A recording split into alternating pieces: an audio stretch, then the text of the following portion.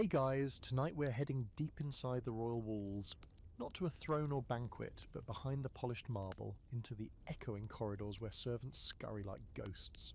You're not a noble, not a knight, and definitely not on the guest list for the royal feast. You're a palace servant, and you probably won't survive this. Not because you're marching into battle or facing a dragon, no, that would honestly be easier.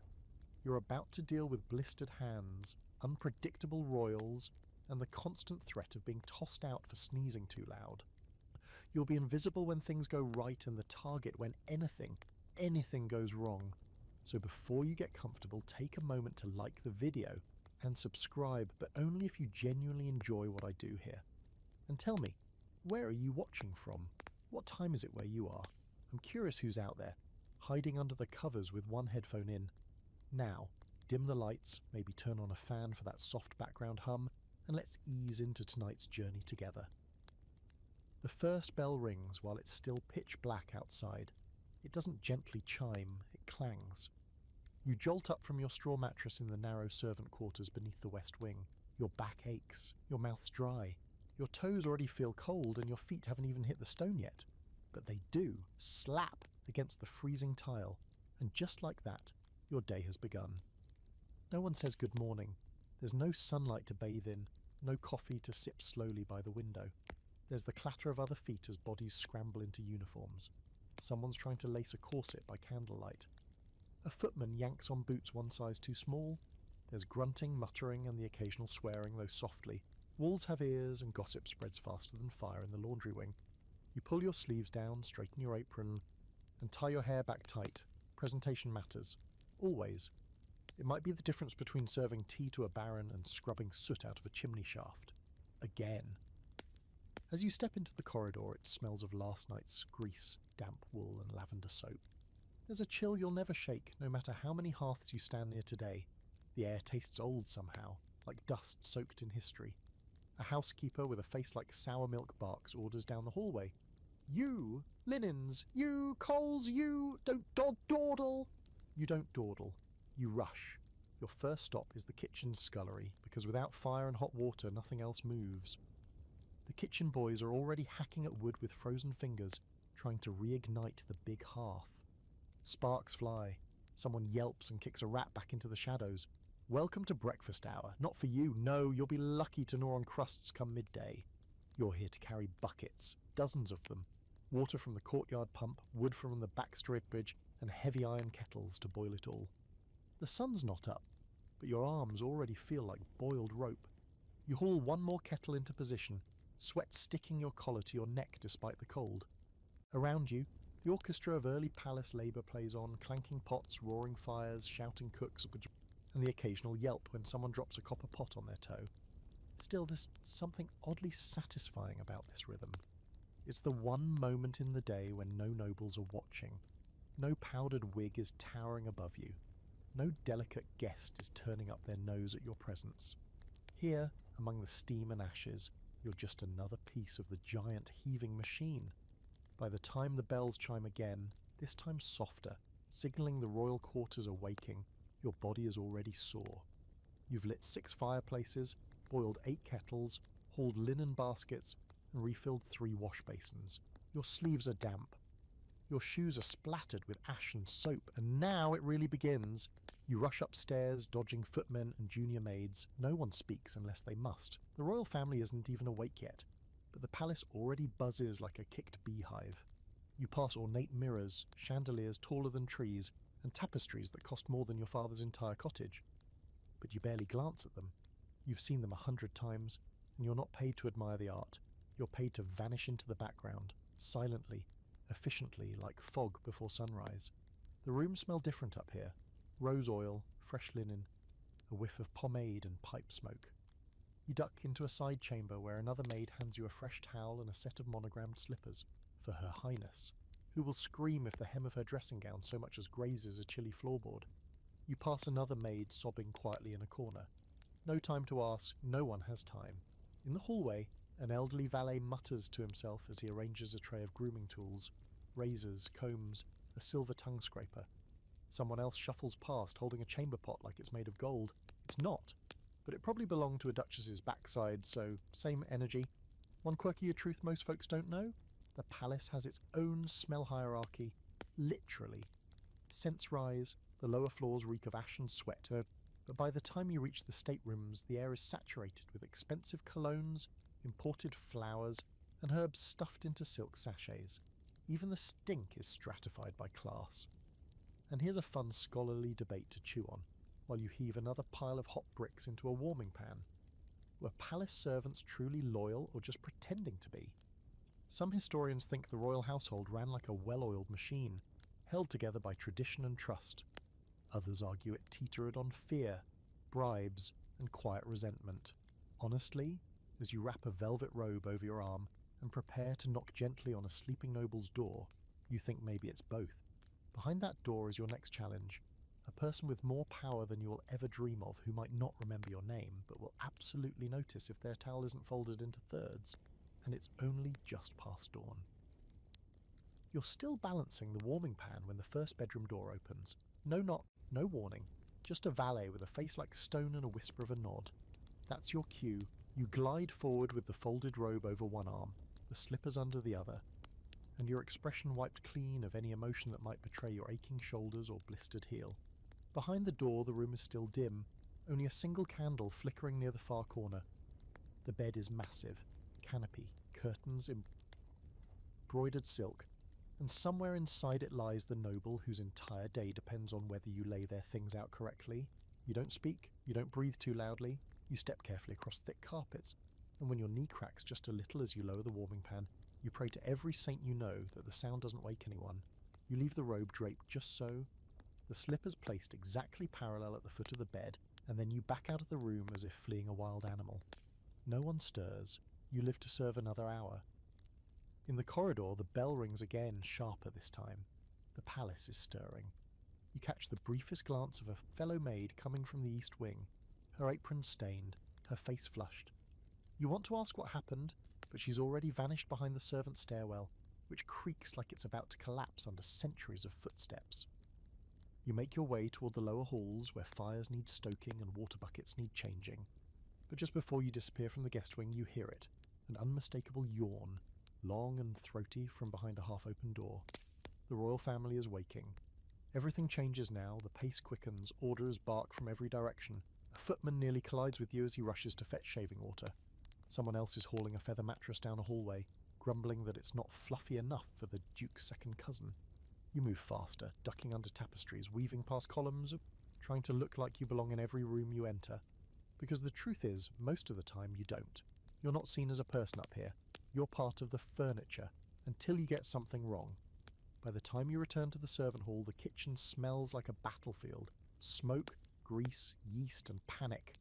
Breakfast service is in full swing. Cooks bellow at underlings. Pies are being jammed into ovens. A dozen different types of bread are sliced, buttered, or thrown across the room by a chef with sauce on his hat and a temper like flint.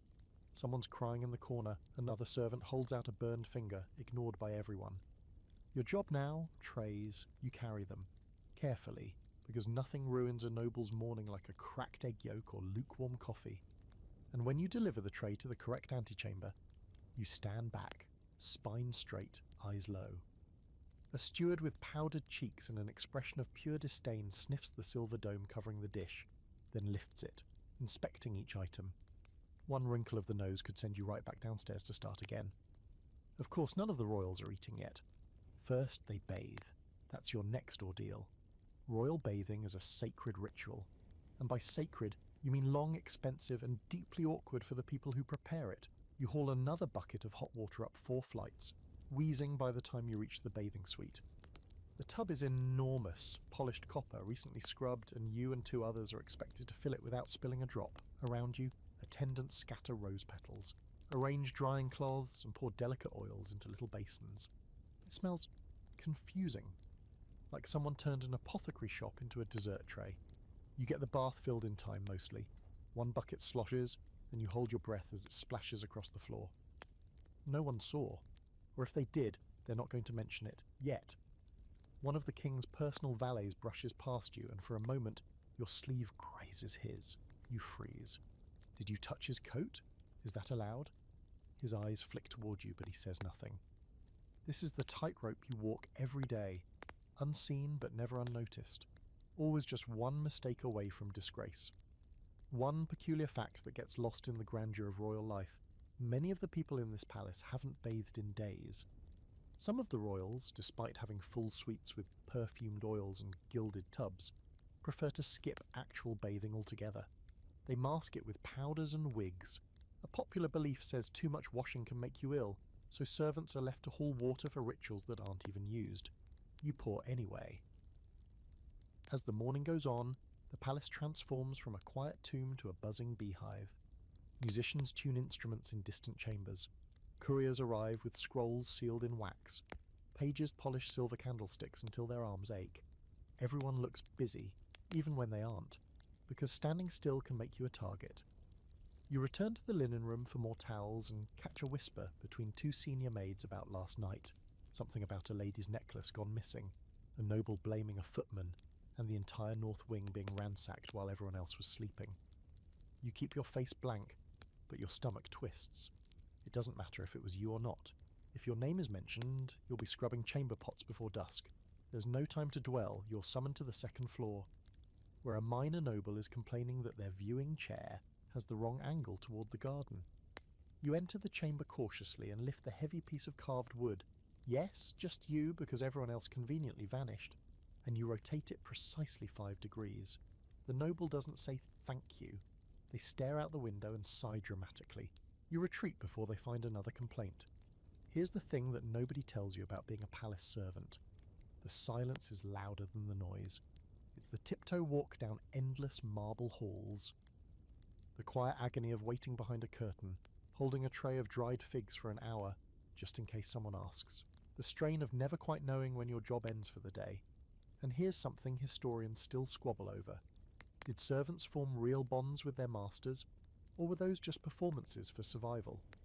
Some letters suggest kindness, others hint at manipulation and mistrust. The truth? You suspect it's both. The line between affection and the obligation is blurry when your food, housing, and reputation hang on someone's mood. As the sun climbs higher, you wipe your brow with the edge of your sleeve and glance out one of the tall windows. You can't see much, just a sliver of sky and some fluttering flags.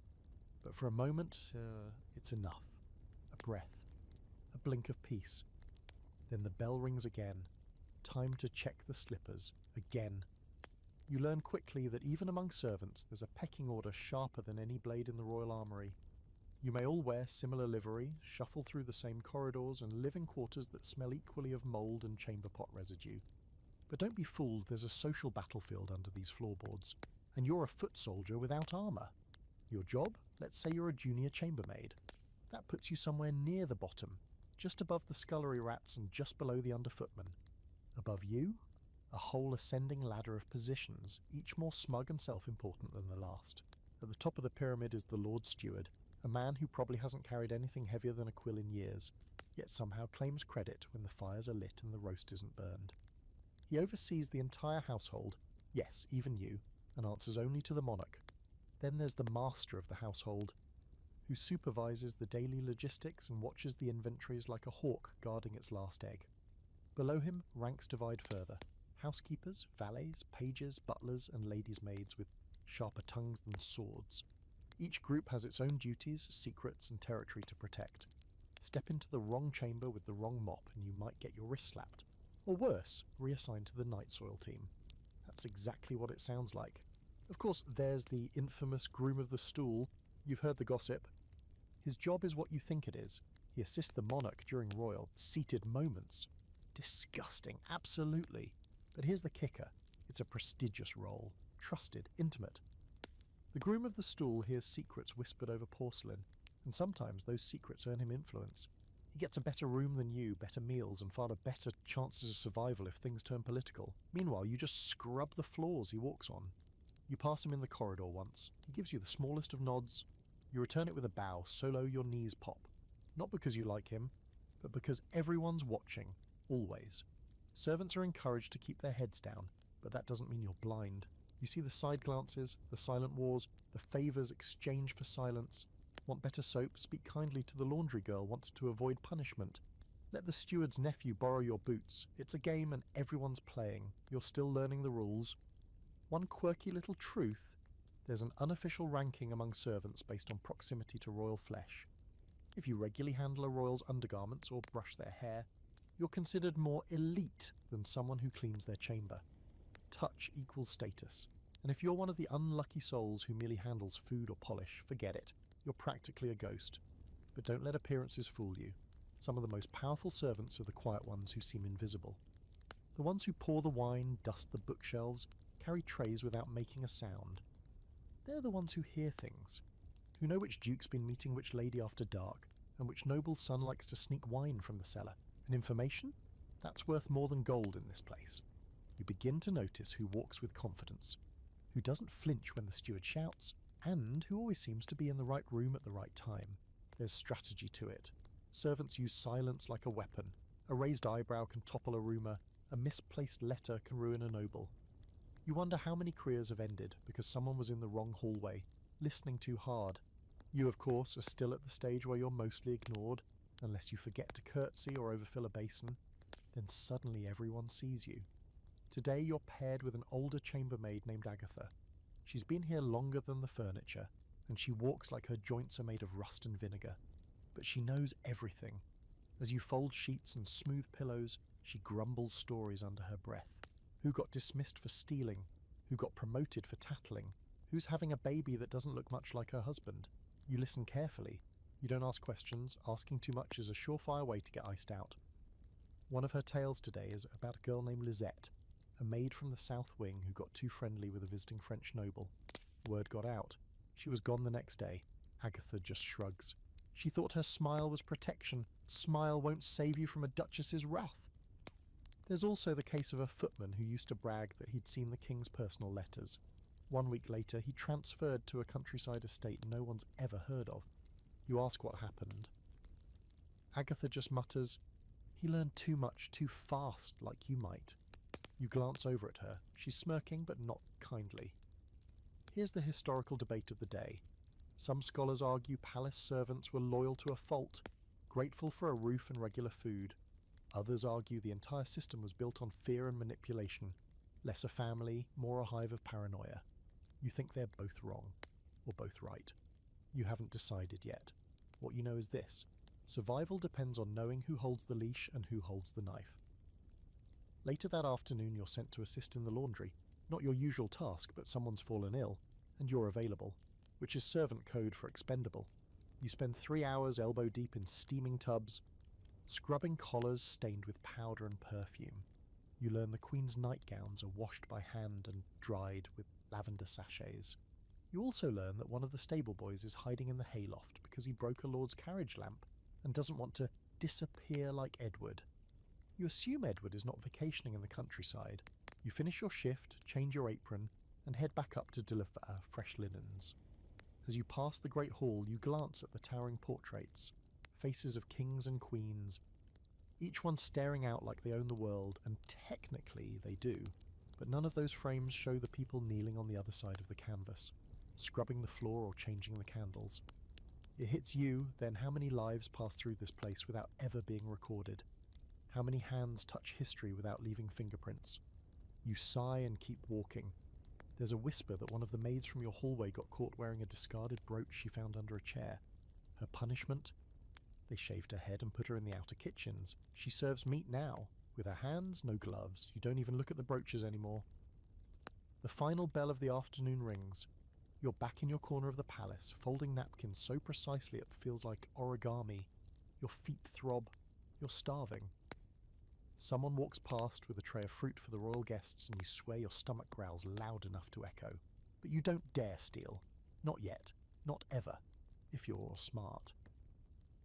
You finish your folding, bow to the passing steward, and gather your tools. You've survived another part of the day. That's more than some can say. You'd think something as simple as breakfast would be a smooth operation in a palace. You'd be wrong. Breakfast is a battlefield of hierarchy, etiquette, and invisible landmines, where eggs must be soft but not too soft, toast must be browned but never burnt, and the order in which people are served could start a war, or at least a passive-aggressive cold shoulder that lasts a month. For you, it's a minefield of timing, posture, and praying you don't sneeze on someone's marmalade. This morning, you've been assigned to breakfast service in the East Chamber, a room flooded with golden light and suffocating with the scent of citrus polish and whatever soap the Queen's cousin insists on bathing in. It smells expensive and oddly like almonds. There are 5 place settings on the linen-draped table, each one an exercise in absurd detail. Crystal goblets, 2 types of spoons, forks with the prongs so fine they bend if you even look at them wrong. You've barely set the last silver knife when a butler clears his throat behind you. You forgot the napkin ring. The napkin ring. You snap back to the tray, grab the little silver hoop, engraved with some indecipherable crest, and slide it around the folded napkin like it's a holy relic. The butler gives you a look like you've just stepped on the crown jewel lounge, then moves on. You let out a slow, silent breath. 1 mistake corrected, 100 more chances to mess up ahead. The first noble arrives 15 minutes late, of course. A lady with a face permanently frozen in polite disgust. She doesn't look at you as she sits, doesn't even acknowledge the steaming cup of chocolate you've just placed beside her plate. That's fine. It's better when they don't look. She's followed by a young lord who winks at you in a way that makes your stomach twisties, then it proceeds to complain that his toast smells overly yeasty, whatever that means. They talk amongst themselves in clipped tones, murmuring about court affairs, a recent scandal involving a bishop's niece, and the absolutely ghastly upholstery in the summer house. You pretend not to hear. That's your job. Stand, serve, vanish. Don't react when someone snaps their fingers. Don't flinch when someone flicks a crumb toward the floor for you to pick up. By the time the king's nephew enters, sash askew, cheeks flushed from last night's indulgences, the table is half full and the power games have begun. Who speaks first, who speaks last? Who interrupts whom and gets away with it? You pour his wine, yes, wine at breakfast naturally, and he nods as though he's just done you a favour. This is where the politics of food service come into play. Because it's never just about food, it's about who gets the warmest rolls, whose plate is removed first, who gets offered seconds without asking. These tiny gestures carry weight. People notice. And you're the one holding the plates, balancing the tray, trying not to drop a single spoon because that spoon might belong to the Duchess who once had a maid flogged for serving her a chipped dish. One curious historical fact you've overheard from the scribes: the royal breakfast wasn't always so formal. Back in earlier centuries, it was often eaten in bed in privacy, but over time it evolved into this display, part social theatre, part political chessboard, part performance art. And like all theatre, someone has to be behind the curtain making sure the costumes don't fall off. You return to the kitchen with the empty trays, where chaos rules. The chef is barking orders in a language you don't fully understand. One of the pastry boys has a bloody nose. No one asks why. A junior cook is crying over burnt sausages, and the smell of boiling cream nearly chokes you. You hand off the silver dome, and before you can even breathe, someone's shoving a tray of sliced fruit at you. "West Wing breakfast," they say, "and don't forget the honeycomb this time." You nod. You forgot it once, never again. The countess who demanded it said she needed it to soften the bitter aftertaste of politics. You weren't sure if she was joking. You still aren't. On your way back through the halls, you pass a group of footmen whispering about some incident with the Duke's dog. Apparently it bit a lady in waiting. No one's sure if the dog will be punished or the lady. In this place it could go either way. You deliver the tray to the West Wing, where a single guest is seated, an older nobleman with thin, papery skin and an air of tragic boredom. He barely glances at the food, picks at a grape, then waves you off like an annoying insect. You exit as gracefully as you can. In the corridor, a girl you vaguely recognise, one of the upper maids maybe, leans in close and whispers, "Watch the steward today. He's in a foul mood. Someone spilled gravy on a ledger." "A ledger?" You blink. "Who eats with a ledger?" She shrugs. "The kind of person who controls our next week's assignments." You nod grimly. You were hoping to avoid hearth duty this week. Your knees are still bruised from the last round. Now here's a fun debate among the historians. Was this hierarchy enforced by design, or did the servants themselves uphold it out of pride and routine? One school of thought says the crown encouraged infighting to prevent rebellion. Another says servants clung to the pecking order because, well, when you're poor, even being less poor than the person next to you gives a weird sense of comfort. You don't know which is true. But you do know that when a scullery maid makes eye contact with a page boy too long, Someone always finds a way to remind her she's beneath him, usually with extra floor duty. Back downstairs, you sneak a bite of leftover biscuit, cold, dry, but still better than nothing. Technically, it's forbidden. Practically, everyone does it, as long as you're not caught. You hear a sharp voice bark orders and quickly toss the rest behind a barrel just in time. A steward rounds the corner. He eyes you for a heartbeat longer than necessary. "Linen room. Now," he says. "You go." The linen room is cramped and smells like starch and frustration. Piles of sheets taller than you loom in every direction. You're assigned to fold napkins again, swans this time. For a luncheon, swans. Because apparently triangle folds are for peasants. Your fingers are stiff. Your stomach grumbles. You've been up for 5 hours and haven't had more than a crumb. But you fold and you press and you try to ignore the maid across the table muttering under her breath about accidentally hiding one of the Duchess's earrings in the laundry cart. Is she serious? Is she joking? You don't ask. Safer that way. Outside, the bells chime for the mid-morning court session. You pause for a second, stretch your back and glance through the high window. The sky is pale blue, birds wheel over the parapets. Somewhere out there, people live ordinary lives.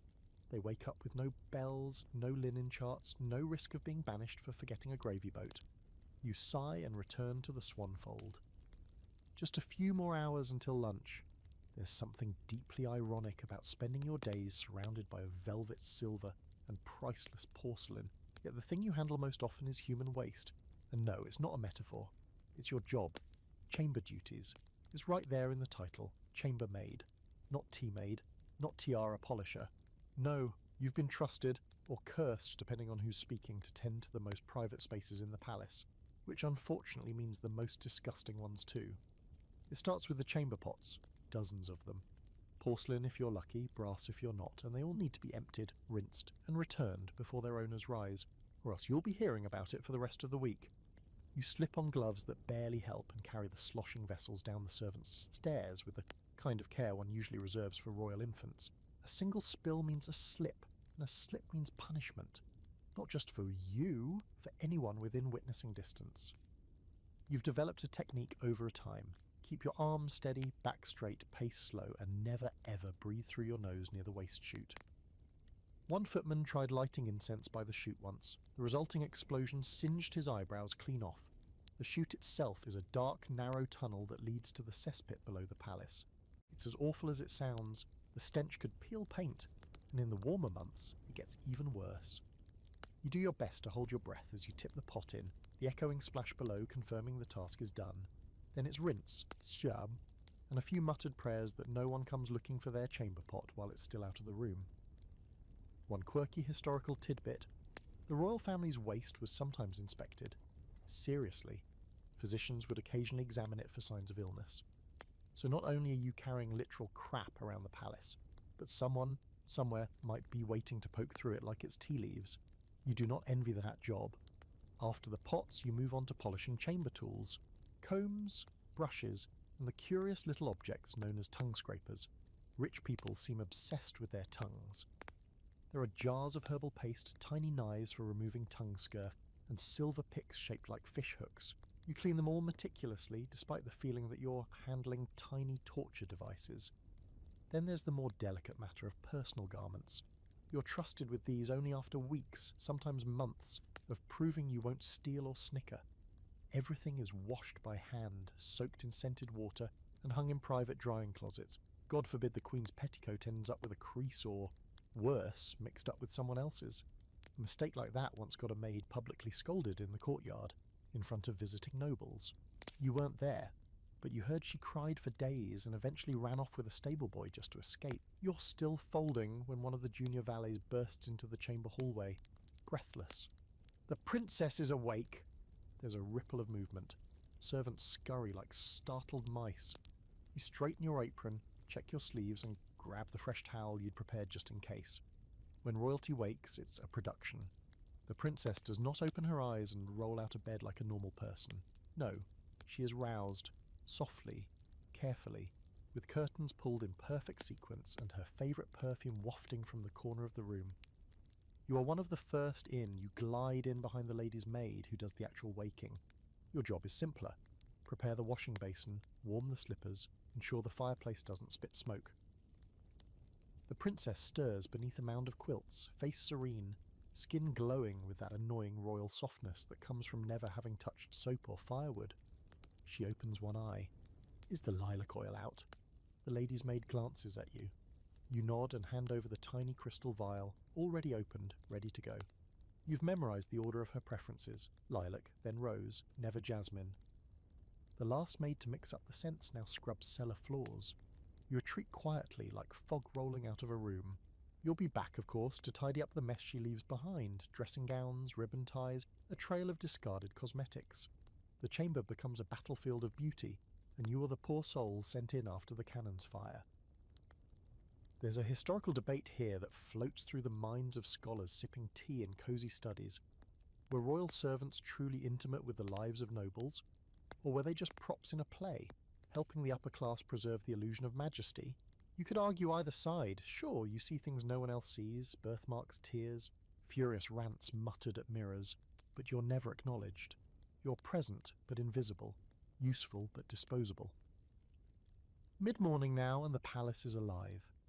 You pause in the corridor near a cracked door and hear the unmistakable sound of someone being scolded. A noblewoman, sharp-voiced and relentless, a servant stammering. You don't wait to hear the rest. It's none of your business until it becomes your business, which is always how these things go. Back in the laundry alcove, a pile of silk sheets waits for you. They belong to the Duke, who insists his bedding be changed twice daily, despite rarely sleeping in his chambers. You suspect he's one of those nobles who enjoys knowing others are busy for his sake. Power flex in the form of laundry. You haul the sheets onto the table, avoiding the frayed edge that somehow never gets repaired, no matter how many requests you send to the seamstress. You tug the fabric straight and begin folding, muscle memory taking over. It's meditative almost. If you close your eyes, you can pretend you're anywhere else. The illusion ends when a fellow maid stumbles into the room, red-faced and furious. Someone stole my cleaning bucket. You glance up. And it had the Queen's hand towel in it. Now that's a problem. You exchange a long, fluent look. The implication is clear. If the towel isn't returned, or worse, if it turns up dirty somewhere it shouldn't, you might both be dragged in as suspects. The last scandal involving royal linens resulted in a 2-week lockdown of the laundry wing. No one could even whisper without permission. I'll help you look, you say. You spend the next hour checking every chamber, nook, and cabinet. No luck. The towel is gone, vanished like so many things do in this place. Later you hear someone mutter that it was found in the chapel, used to wipe a stained window. You don't know if it's true, but you swear you see the Queen's personal maid wearing a slightly more smug expression than usual. When you finally sit down, just for a second, on a stool near the linen press, you let your shoulders slump. Your hands are raw from soap, your knees sore from kneeling, and your stomach is still hollow. You know there's no break coming. Not really, but at least the chamber pots are empty, for now. There's a hush that falls over the palace just before the royals wake. Not the silence of peace, no. It's a strained, brittle stillness, like a held breath before a storm. You feel it the moment you step back into the upper corridor. The light outside the long windows is soft and gold, curling through the stained glass and warming the cold stone for the first time all day. But inside it's tension. You and the others move like shadows, quiet, exact, every step measured, because this is when things can go very wrong. The waking of a royal is a ritual more sacred than any religious service you've ever seen. There's a sequence, a rhythm. If the steps aren't followed perfectly, if the curtains are drawn too early, if the fire's not hot enough, if someone speaks before being spoken to, there will be consequences. Not always immediate, but always personal. A look, a name whispered to a steward, a mysterious reassignment to an outdoor duty during a particularly rainy month. You learn fast. Today you're on hand in the Duke's apartments. Not the Duke, mind you, the palace has several. This one is the younger brother of the Queen, which means he's important enough to be feared, but not important enough to be predictable. He's known for being temperamental, fond of lace, sugar, and shouting. His last valet was dismissed mid-meal for bringing the wrong gloves. Not even wrong size, wrong colour. You carry in a tray of warm towels and rosewater, balancing it with both hands so the delicate vials don't rattle. Inside the chamber, the air is already warm from the fire, scented with lemon peel and beeswax polish. A page is adjusting the curtains in slow motion, trying not to rustle them. Another servant is kneeling beside the Duke's enormous bed, checking the carpet for any dust that might have appeared overnight. You're not sure how that's supposed to happen, but it's on the morning checklist, so it happens. The Duke groans, a long, theatrical noise that could either signal pain, pleasure, or mild annoyance. The page freezes. You keep walking, eyes down, and set your tray on the side table exactly where it's expected to be. The lady's maid, his cousins, you think, gives you a quick nod of approval. That nod? That nod could mean survival. And then he sits up, hair tousled, cheeks flushed, expression blank. He stares at the room like he's trying to remember where he is and whether he hates it. You bow your head and step back. The valet steps forward, beginning the verbal dance. Good morning, Your Grace. The sun is gentle today and your appointments are few. That's palace code for you can stay in bed longer if you want, which is what everyone hopes. Instead, the Duke mumbles something about sugared plums and reaches for the towel. Not bad. Could have been worse. You're dismissed with a flick of the wrist, and you glide out of the room, heart hammering like you just outran a fire. That's one royal down for the morning. Half a dozen more to go. You pass another chamber on your way back, this one belonging to one of the princesses. The door is slightly ajar, and you catch the soft murmuring of her ladies-in-waiting as they comb her hair. You only glimpse a curtain of golden curls and the edge of a silk robe, but even that's enough to remind you how absurdly far from that life you are. She'll be dressed, painted, and escorted downstairs like a gilded doll. You'll be washing her linens and emptying her bath water. Still, it's oddly intimate, this whole business. You see them half asleep, flushed and grumpy. You know who snores, who drools, who talks in their sleep. You know which lords cry at night and which ladies hide bottles of wine under their beds. You see the cracks in the porcelain, the moments when even royalty looks human. One strange historical note you once overheard from a bored tutor. Some royals liked to have servants watch them wake. They believed it was part of asserting power, demonstrating control from the first blink of the eye. If someone watches you sleep, they fear you more when you rise. You're not sure if it's true, but you think about it every time you're posted in a silent room, watching a lump in a bed start to stir. Downstairs, you pause at the servants' washroom for a few seconds of quiet. Not to wash, there's never time for that, but to splash water on your face and breathe. The mirror is cracked, the towel smells of mildew. Your eyes look older than they should, even though you're still young enough to remember playing with sticks behind your mother's cottage. You have no idea how long you'll last here. There's a story among the older servants, probably exaggerated, about a maid who worked her way up from chamber duties to become the personal confidant of a duchess. She wore silk eventually, dined upstairs, married a minor noble. The story changes every time someone tells it, but it's kept alive because everyone needs something to hope for. But the truth? Most of you stay right where you are, or fall. The palace ladder is tall and greased. Climbing it means staying quiet, being sharp, and never, ever being noticed for the wrong reason. On your way to the laundry room, you pass a door slightly ajar and hear a soft sob. You freeze, listen. A man's voice, low and urgent, a woman's stifled and trembling. You don't see faces, but you catch the name Baron Westerly. You file it away, not because you're nosy, but because information is currency. You never know when someone else will need to know who Baron Westerly might be compromising. This is another unspoken truth of palace life. The walls are thin, the ears are everywhere, and knowing something can save your skin or burn you alive, depending on who hears about it first. By the time you reach the linen room again, your arms ache, and you're hungry enough to chew the soap cake stuck near the sink. But breakfast is long over, and lunch prep is already underway. You sneak a sugar cube from a serving tray, a dangerous move, but one you've practiced with the sleight of hand of a street magician. You let it melt on your tongue and close your eyes. It's not much, but it's sweet, and that counts. Here's a quirky little thing to consider. Some nobles believe being woken too suddenly could upset their natural humours. One old count insisted on being roused by music every morning, a live violinist stationed outside his chamber. The violinist hated mornings and once fell asleep during the shift. The count nearly had him whipped. Nearly. But the violinist had friends. And that's the key. Everyone here is a pawn, yes, but some pawns have knives tucked into their aprons. You end the morning back in the Duchess of Albridge's dressing room, arranging powders and laces, while she selects a hat the size of a birdcage. She doesn't speak to you. You might as well be part of the furniture. But she frowns at the powder puff. You hold your breath. Then she chooses a different one and waves a hand. Saved. For now. Outside, the bells toll noon. Another quarter of your day gone. You haven't sat down for more than a minute. Your body is sore. Your fingers cracked. Your necks are stiff from bowing. And yet you take a moment to tuck a stray ribbon into a drawer, smooth the edge of the rug, and straighten your spine. Because the royals are up now, and every minute that follows is going to be harder than the one before. There's an art to gossip in a palace. It isn't loud, it isn't crass. It doesn't spill out in drunken cackles by the fire like it might in the taverns beyond the palace gates. Here, it flows like perfume, soft, fragrant, and carefully applied. A glance passed between two maids at the linen table. A pause between words in a hallway. A half-heard whisper echoing off stone walls just long enough for someone else to catch and carry it. The gossip here has teeth, and you learn very quickly that it bites hardest when you least expect it.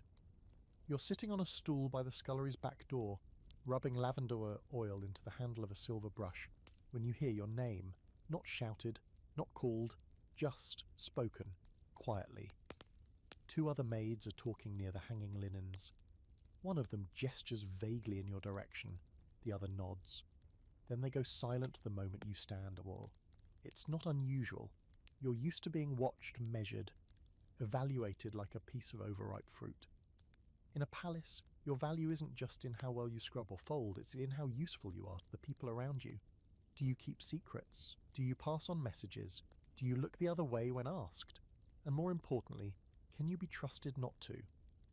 There are unofficial cliques among the servants, alliances formed over shared bedsheets, stolen wine, and mutual hatred for the same steward. You haven't yet found your place in any of them. You're still floating in the grey space between new and useful. Not a threat, but not an asset either. That makes you vulnerable. Take the kitchen maids, for example. They stick together like flour to dough. Cross one of them and you'll find your name scratched off the leftover food list for weeks. The valets have their own inner circle, always trading tips on which lord has the softest boots and who can be counted on for an extra coin slipped into a sleeve.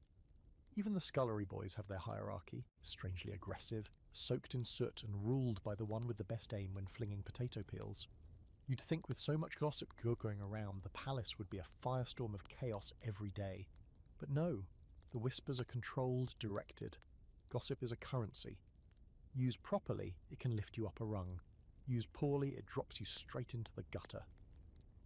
Agatha, your sometime supervisor, sometime tormentor, once told you, you only need to hear one thing, the right thing, at the right time. That's what keeps you breathing. She should know. She's been here longer than half the furniture. Survived 3 head housekeepers and at least 1 affair scandal, though no one knows whose.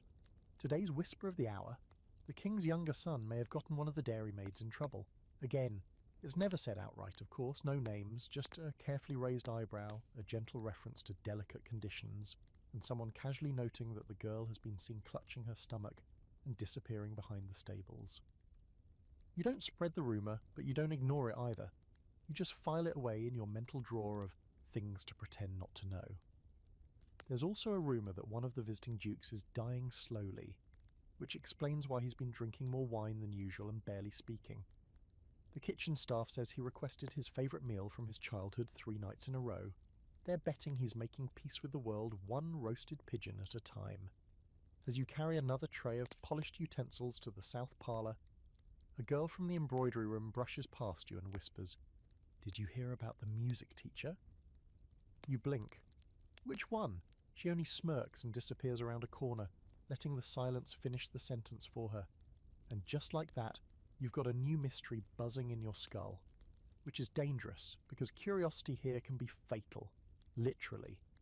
There's a reason no one talks about the maid who used to work in the attic suite. The one who asked too many questions and was never seen again. Or maybe she just left. No one knows. That's the thing with palace disappearances. They happen slowly, quietly, and then it's like the person was never there. There's also a fine art to managing gossip, knowing when to pretend you know something you don't. Like now, when the steward's assistant corners you in the linen room and says, "You haven't heard anything about the Duchess's lady's maid, have you?" You blink once. Only that she's been unwell? He studies you for a second too long. He leaves. You exhale. You don't know if she's unwell. You've just heard her scream through the wall 3 nights in a row. Whether it was pain or pleasure, or both, is up for debate. Here's a historical fact worth tucking under your cap. Many palaces employed unofficial listeners, servants whose only job, though never formally written down, was to loiter, eavesdrop and report what they heard to someone higher up the ladder. Sometimes to the steward, sometimes straight to the Queen's personal secretary. It's possible you've been talking in front of one without knowing it. Maybe you still are. Agatha thinks one of the young footmen is a listener. The tall one with 2 good teeth, always in the hallway but never doing anything, smiles too easily. You've started watching him yourself, and she might be right. You've never seen him actually carry anything. By mid-afternoon, the gossip takes a turn. Word spreads that one of the noble guests has gone missing from his room. Not vanished, just wandered. A walk in the gardens, perhaps, but his boots are still in his chamber, and no one saw him leave. His servant is in a panic. Half the hallway staff are scrambling, whispering, retracing steps. You don't ask questions, you just pay attention. These things don't end quietly. One time a baron's son went missing for 3 days. Turned out he was hiding in the wine cellar, passed out behind a barrel. That was the official story, at least. The unofficial one. He'd gotten involved with a maid who'd blackmailed him, and the family covered the whole thing up. The maid was sent away, the baron's son married a countess 2 months later. Love and betrayal cleaned up for dinner. Here's the scholarly debate that fits tonight's mood. Were servants the original journalists? Some say yes, you were always there, always watching. The royal recorders wrote what they were told to write. But servants? You saw the truth, even if you didn't say it out loud. And sometimes, when the whispers got loud enough, you could change something, just not today. You end your shift by the great staircase, polishing the banister while trying not to eavesdrop on a noble argument echoing from above. You hear just enough to know someone's in trouble, and someone else is about to become very rich or very exiled.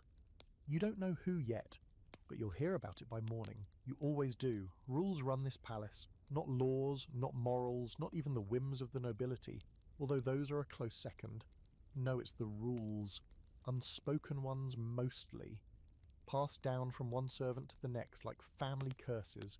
Printed nowhere but carved into your behaviour with the slow, relentless sharpness of repetition. They're in the way you walk, the way you speak, or more accurately when you choose not to. Break one, and you don't always know you've done it until it's too late. Take, for instance, the rule of the stairs. Never ascend them when a noble is descending. It doesn't matter if you're halfway up with a pot of boiling water balanced on your shoulder. If you hear footsteps above, you stop. You back down like a retreating soldier. You make yourself small. You look away. You don't meet their eyes unless they speak to you first, and even then, it's a gamble. You once heard about a maid who forgot that rule. She was new, eager, carrying linens and running late. She rounded a landing too quickly and bumped into a marchioness's elbow. Just a nudge. The lady didn't even drop her fan. But the maid was reassigned to the outhouses that afternoon. Scrubbing alone in the cold, a warning to everyone else. There's the rule of the doorframe. If a noble approaches, you move aside immediately with great awe like you were already planning to go that way. Too slow and you're accused of disrespect. Too fast and they think you're mocking them. The trick is to time your bow so it looks natural but not casual. Your entire career could hang on the angle of your chin. And then there's the rule of the eyes. Don't look too long, even if you're spoken to. A soft gaze, downcast, respectful, but alert. There's a dangerous middle ground between seeming disinterested and seeming too interested. The noble class prefers servants who are intelligent enough to follow orders, but stupid enough to not remember what they saw. You are, unfortunately, a little too observant for your own good. You've learned to walk quietly, no heavy steps. Your shoes must whisper across the floors, even when they're soaked or worn through. There's a whole technique to it. Toe first, heel after, with just enough weight to stay balanced while making no sound. The valets do it best. It's half dance. Half stealth mission. You're still perfecting it. You've tripped over your own silence more than once. One quirky little detail. There's actually a rule about handkerchiefs. You're not supposed to carry one in view. Why? Because the sight of a servant wiping sweat or blowing their nose is considered distracting. You're expected to disappear into the scenery. No fluids, no feelings, no flaws. You've seen footmen wipe their faces on their sleeves rather than break the illusion. The cost of elegance is human misery, neatly folded behind your back. Uniforms are a rule unto themselves. They must be spotless, pressed and fitted, no matter what you've been doing all day. You've scrubbed chamber pots with lace cuffs pinned up and fetched firewood with a corset biting into your ribs. Once you ripped your hem on a splintered banister. You tried to sew it quickly during your break, but someone saw the uneven stitch. The next morning you were reassigned to scullery duty until your respectability returned. You nearly cried. Not from the punishment, but because your needle had snapped mid-mend and you'd bled onto your only spare apron. That's the kind of day you remember forever. One thing scholars often argue about were these rigid servant rules born from tradition or imposed out of fear. Some claim they were designed to maintain order and dignity in a household full of moving huts. Others believe they were deliberately cruel. Microcontrols meant to keep the lower classes too busy and too afraid to rebel. You think it's both. A system becomes tradition when it benefits the ones at the top. The rulebook extends to posture, of course. You must never slump, never lean, never sit unless specifically told to. You once tried to rest for just a moment on a wide windowsill near the east corridor. You were off duty, no one was watching, or so you thought. A passing steward saw you, said nothing, and then the next week you found yourself serving in the laundry elbow deep in a vat of woolen sheets that smelled like boiled cabbage. Coincidence? Not likely. There's also a strange superstition about bells. When a bell rings, one of the dozens scattered through the palace, you must respond, but not all of you. Each bell has a tone, a rhythm, a placement that indicates who it's meant for. A long chime from the north stairwell, that's for the second floor linen room. A sharp triple ring, likely the Duchess of Albridge, who enjoys pressing the bell just to see how long it takes someone to appear. You've memorised the bells the way some people memorise prayers. In fact, you trust the bells more than you trust most people in this place. Another rule: if a noble is late for an appointment, don't mention it. Even if you're standing with a tray of now cold tea, even if their valet is paying and swearing under his breath, you simply wait. Still, silent, until someone either gives you permission to leave or dies of embarrassment, whichever comes first. Today, your test comes in the form of a visiting lord from the western provinces. He's new, loud, thinks the palace revolves around his schedule. He tells you to fetch him a biscuit, but only the good kind, then proceeds to insult the thread count of the guest linens. You smile, bow, leave, and scream inside. The steward asks later how it went. You say, smooth as ever, sir. Another rule: never complain upward. It always trickles back down, and somehow it always lands harder. You're reminded of a footman named Ellis, who once grumbled about the wine service to the wrong person. He wasn't fired, that would have been too generous. No, they promoted him, just slightly, into a position where he had to polish every single wine bottle in the royal cellar. Over 300 bottles, twice a week, for a full year. That's how the palace punishes talkers, not with dismissal, but with slow, soul-grinding absurdity. One fascinating fringe fact you picked up from an aging clerk: the palace used to employ a silence officer during large events. Their job was to walk through the corridors and shush the servants if the murmur got too loud. Not joking, a full-grown man paid to be a human hush. It's almost funny, except when it's not. Near the end of your shift, a new boy in the kitchens asks you how to carry a tray of goblets without clinking.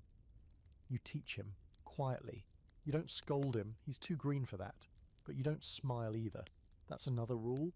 Don't get attached to the new ones, they rarely last. The bell rings again, this one you recognise instantly. The Queen's chamber. Tea service. You grab your tray, adjust your cuffs, and glide toward the staircase. Heels silent, shoulders back, eyes forward. You don't need the rulebook anymore. You are the rulebook. You know the moment you hear the voice. It's going to be one of those errands. Not a simple fetch and carry, not a routine delivery of linens or silver or warmed wine. No, this is the kind of request that starts vague and ends with you limping back to the scullery 2 hours later with a torn hem, a bruise the size of an orange, and no one quite sure why it was your problem in the first place. The voice belongs to Lady Corisander's steward.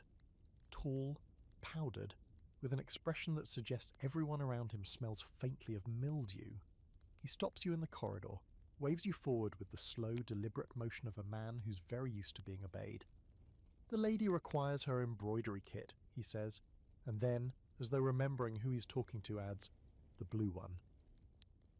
There are 3 embroidery kits. You know this because 2 weeks ago you were sent to find the small one, only to discover it meant the kit with the gold clasp, not the kit that was, actually smaller. After that debacle, you made a mental map of their hiding spots. Blue means the lap-sized oak box with the silver inlay. Last seen in the rose parlour, or maybe the Queen's solar. Possibly under the lounge chair in the library, where she got distracted mid-stitch and wandered off to complain about the garden arrangements. You spend the next 45 minutes tracking it down.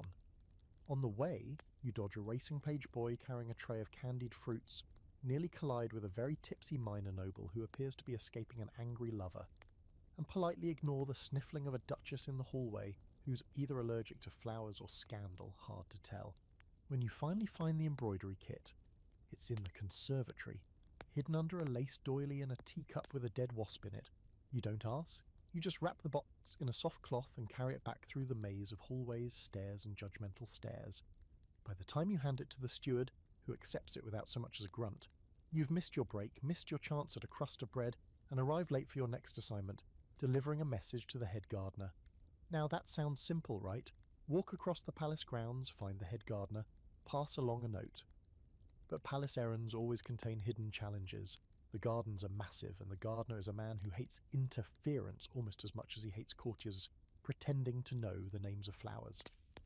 You're halfway across the courtyard when the wind kicks up. The sky was clear this morning, but now the clouds are curling dark at the edges, promising rain. You lift your skirts slightly, another unwritten rule: never let the hem drag in the mud, even if it means looking ridiculous, and make your way through the trimmed hedges and ornate fountains. The garden itself is lovely. Of course lavish, too lavish. There's a section shaped like the royal family's crest, a rose arch trimmed to resemble the Queen's profile. You pass 3 gardeners on your way, each of them elbow deep in soil, none of them the right gardener.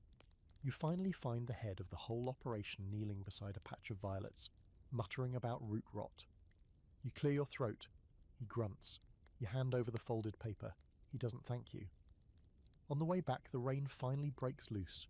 Big fat drops that soak through your apron in seconds.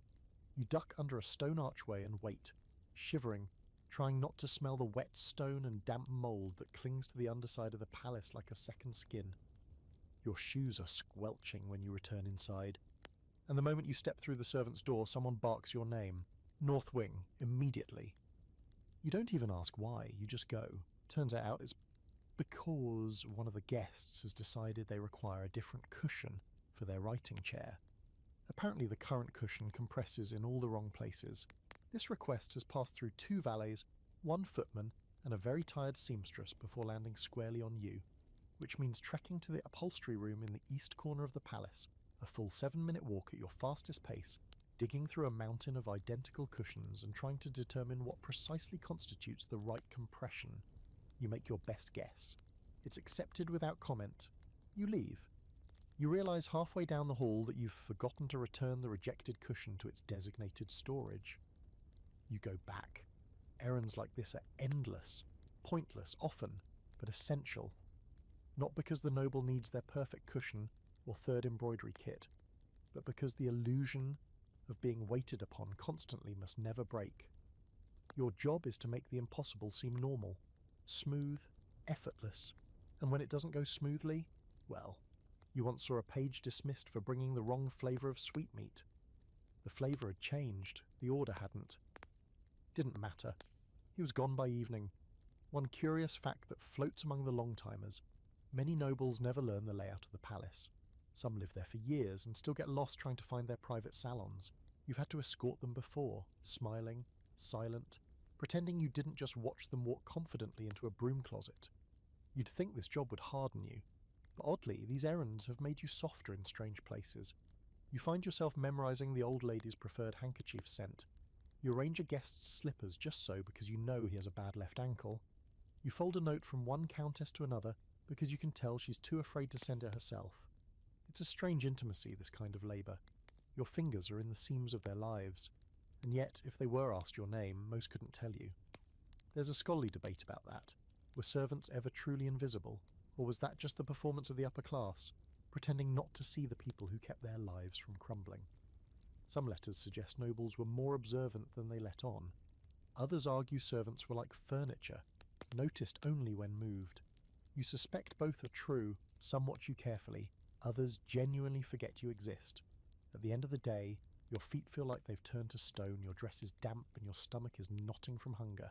Still, there's one last errand. delivering the guest lists for tomorrow's garden luncheon.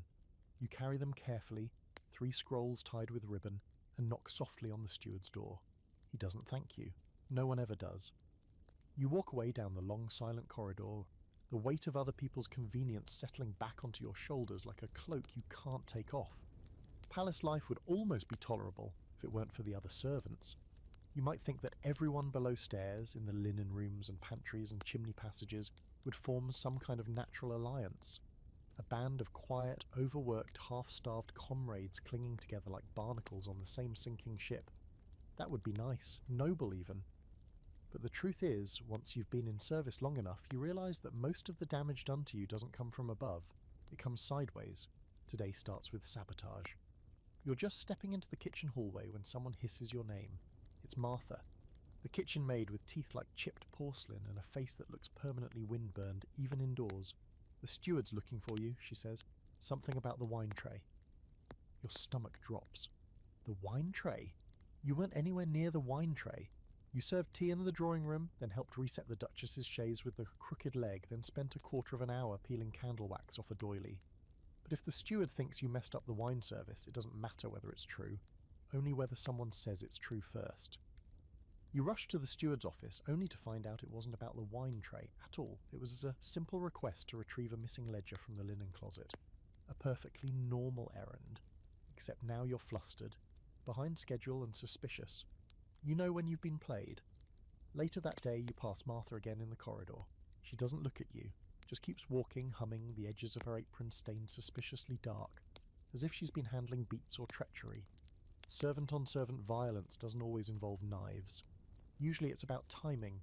Steal someone's assignment, and you might get a better position for the day. Spill a rumour about a fellow footman's inappropriate gaze, and suddenly you're reassigned to cushioned hallway duty while he's left polishing boots in the stable wing. And if you accidentally forget to pass along a message, well, no one can prove it was on purpose. The rivalry isn't always personal. Most of the time, it's practical. Survival. Everyone wants better hours, warmer chambers, lighter loads. Everyone wants the Queen's lady-in-waiting to request them by name. So no one's above elbowing their way forward, even if it means someone else gets elbowed down the servant stairs. There's also the issue of rank. Oh yes, even down here below the marble and the chandeliers there's a ladder. And it's greased, sharp-edged and full of broken rungs. Scullery maids are lowest. Then chambermaids, like you, hovering somewhere above the ash and just below the candle polishers. Then valets, butlers, stewards, footmen, each perched precariously above the next. The difference between a footman and a second footman may seem laughable to an outsider, but here, that difference decides who eats first, who gets the better coat, and who doesn't get slapped for sneezing during dinner prep. You've seen fights break out over butter rations. You've seen a girl's braid get hacked off with sewing scissors because she dared wear a blue ribbon that someone else claimed first. You once heard a kitchen lad scream, that was my pheasant bone, before lunging across the table like a feral beast.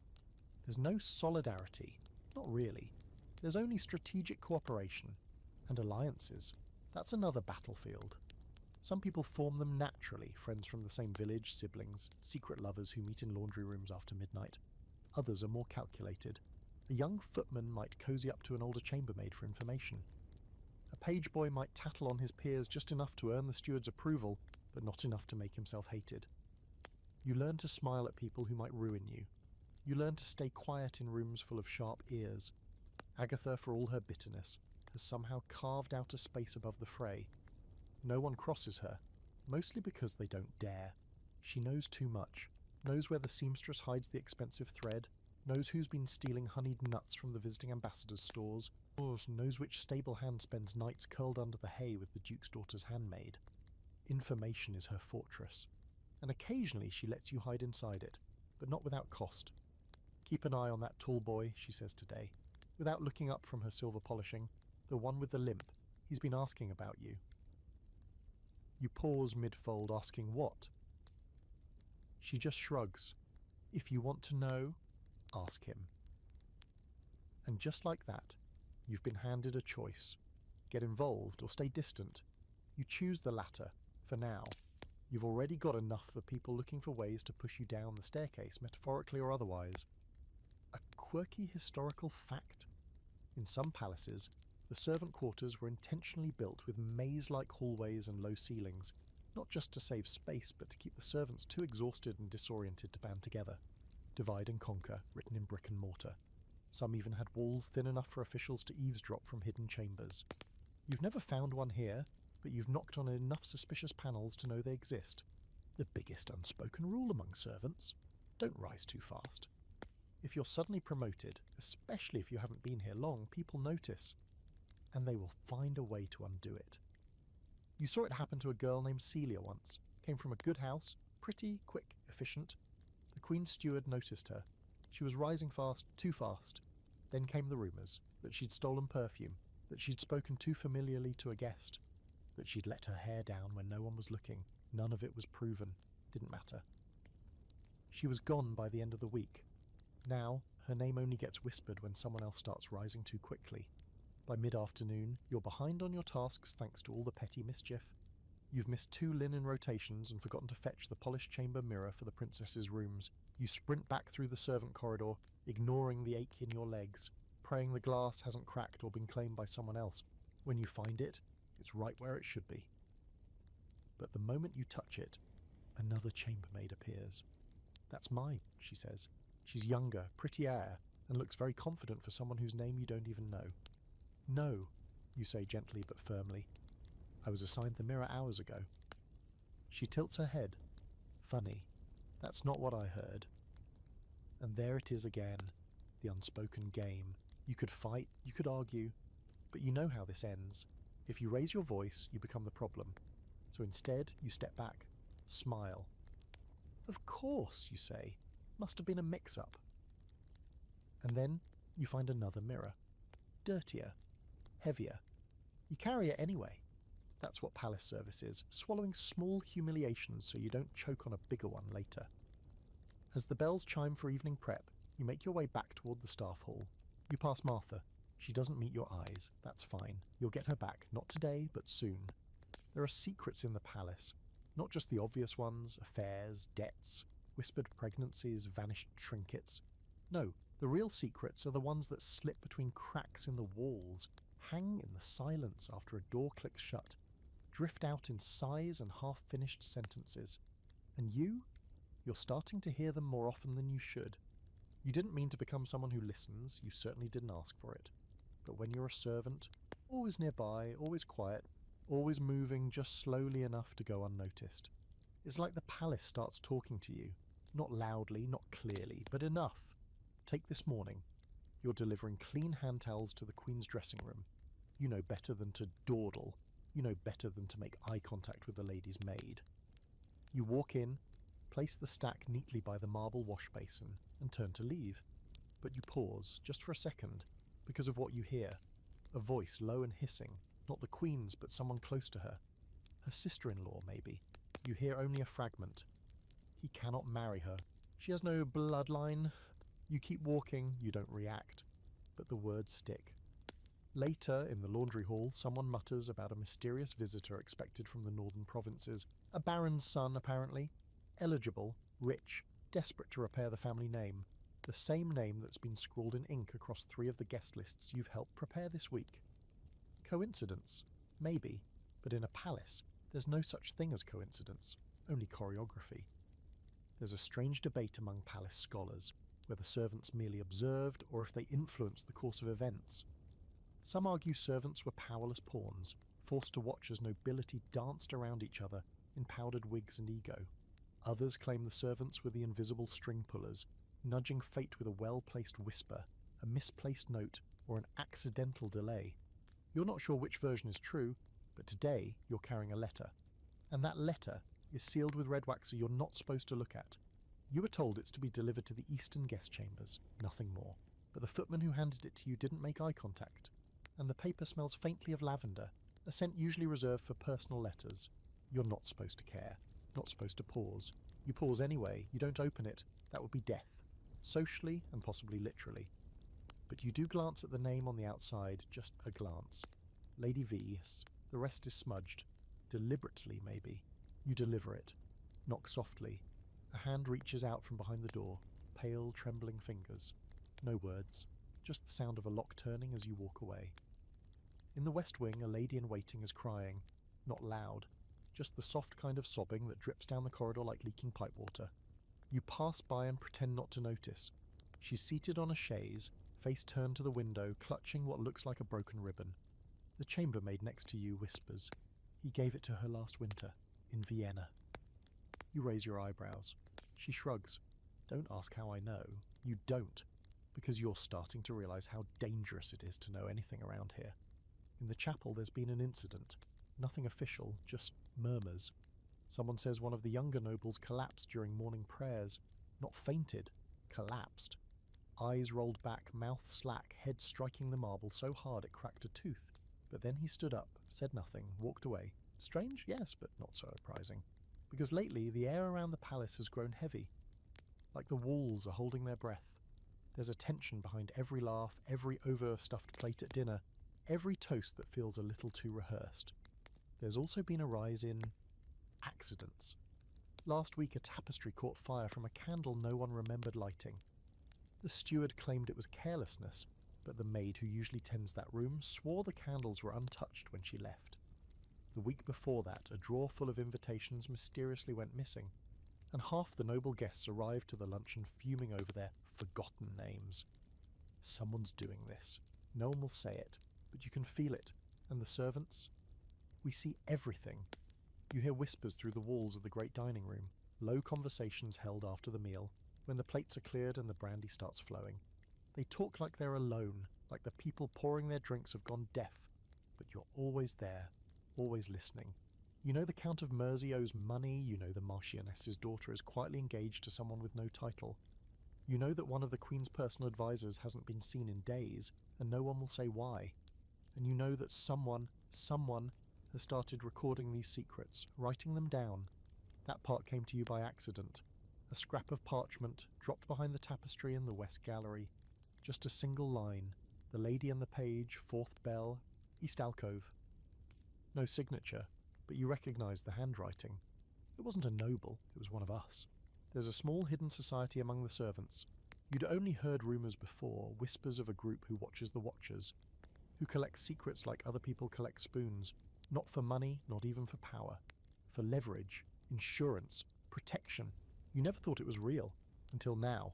A quirky little fact? In some royal households, servants were forbidden to write entirely. No journals, no letters home, not even love notes. The thinking was simple: words can travel. Words become evidence, and words once spoken can be denied, but written down, that's ammunition. That's what this feels like. Someone's building an armory. By dusk, the corridors quiet again. The nobles drift to their evening activities. Dancing, brandy, scandalous games of cards behind half-closed doors. You're polishing silver in the drawing room when you hear it. A single name, spoken too clearly. You look up. The tall footman is standing in the doorway. The one Agatha warned you about. He nods once, then vanishes. You don't know what it means. Not yet. But the pit in your stomach tells you things are shifting, secrets are moving.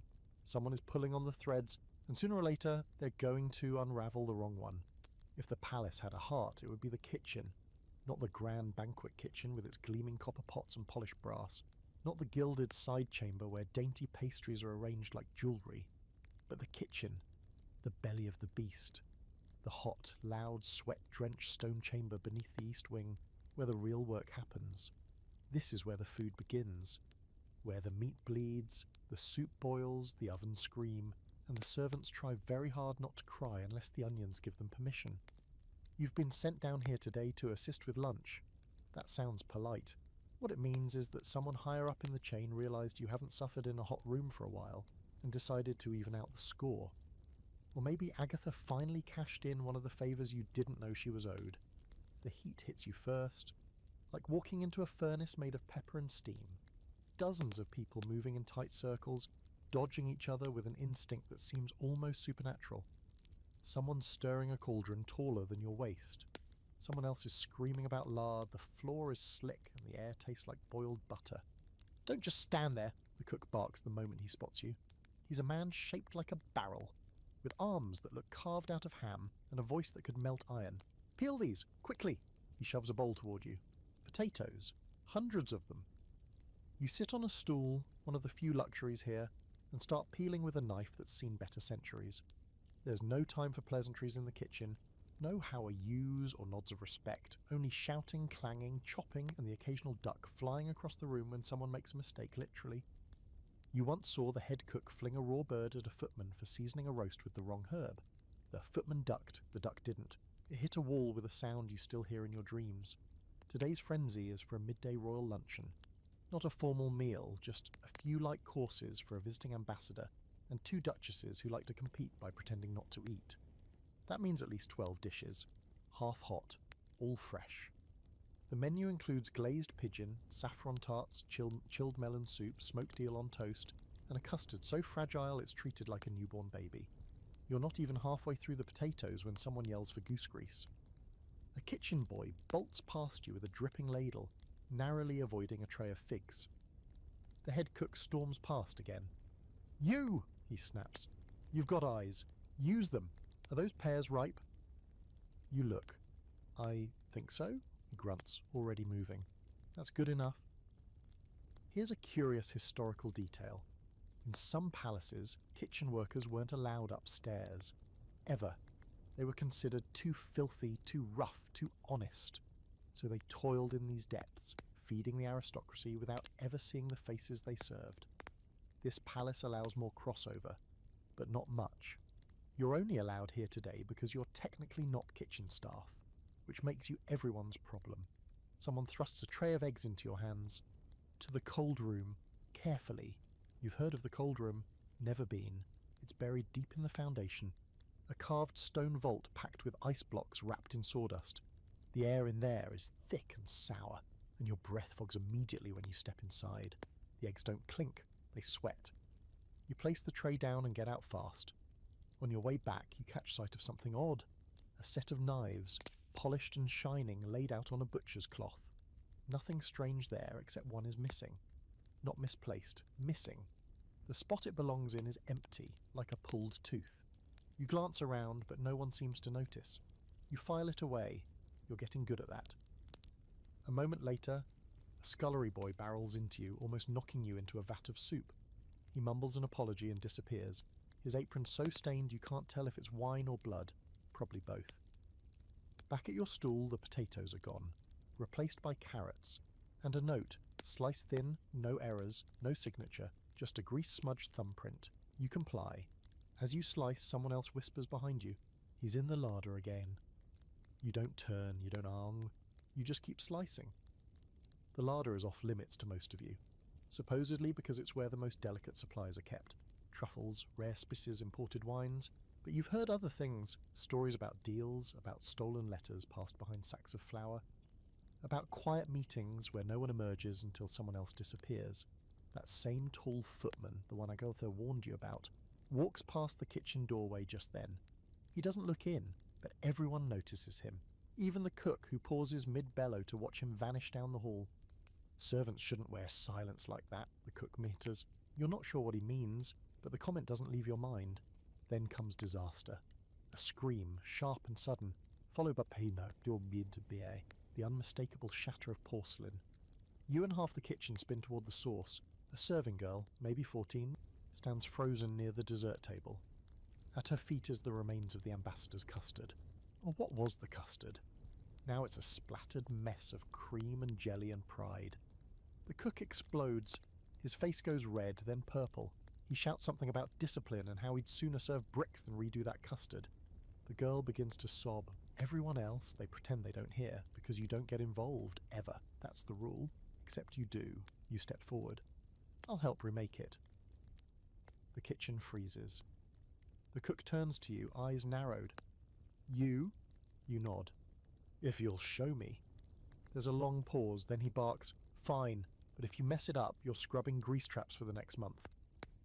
It's a risk, but you take it. Together, you remake the custard. It's brutal. The timing is delicate, the ingredients precise. You whisk until your arm goes numb, strain jelly through muslin, chill the dish with a slab of ice so cold it burns. The cook watches you like a hawk, but when it's done, he grunts a sound that might be approval. The custard is served, no one dies. The ambassador smiles. You survive the kitchen, a quirky fringe fact? In one famous palace, the kitchen was located half a mile from the dining room. Food arrived cold more often than not, so they invented heated serving trolleys pulled by the footmen in a secret underground tunnel. That tunnel eventually became a place where nobles could sneak out and meet their lovers. Romance and roast goose all in one corridor. Back in the present, your shift ends late. You're sweaty, bruised, and smell faintly of sage and panic. As you leave the kitchen, you pass the girl who dropped the custard. She whispers a thank you. You nod. Don't mention it, because if anyone knew you'd stepped in, that's a different kind of danger. You've made an enemy of the cook and a friend, probably both. And in the palace, those two things are often the same.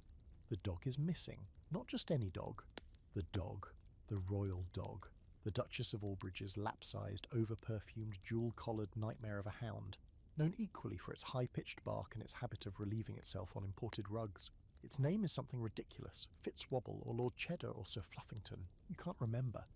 What you do remember is the last time someone lost him, 3 valets were reassigned to basement pantry duty, and one poor footman was accused of dog-napping and sent to the countryside, for moral recalibration. So naturally, when you overhear the Duchess shrieking in the East Corridor, you know something's gone wrong, then you hear the words, "Where is my precious boy?" and your blood runs cold. You weren't anywhere near the dog, but that doesn't matter. Facts rarely matter in the palace. What matters is proximity, timing, and whose name is shouted first when someone's pearl-encrusted pet vanishes.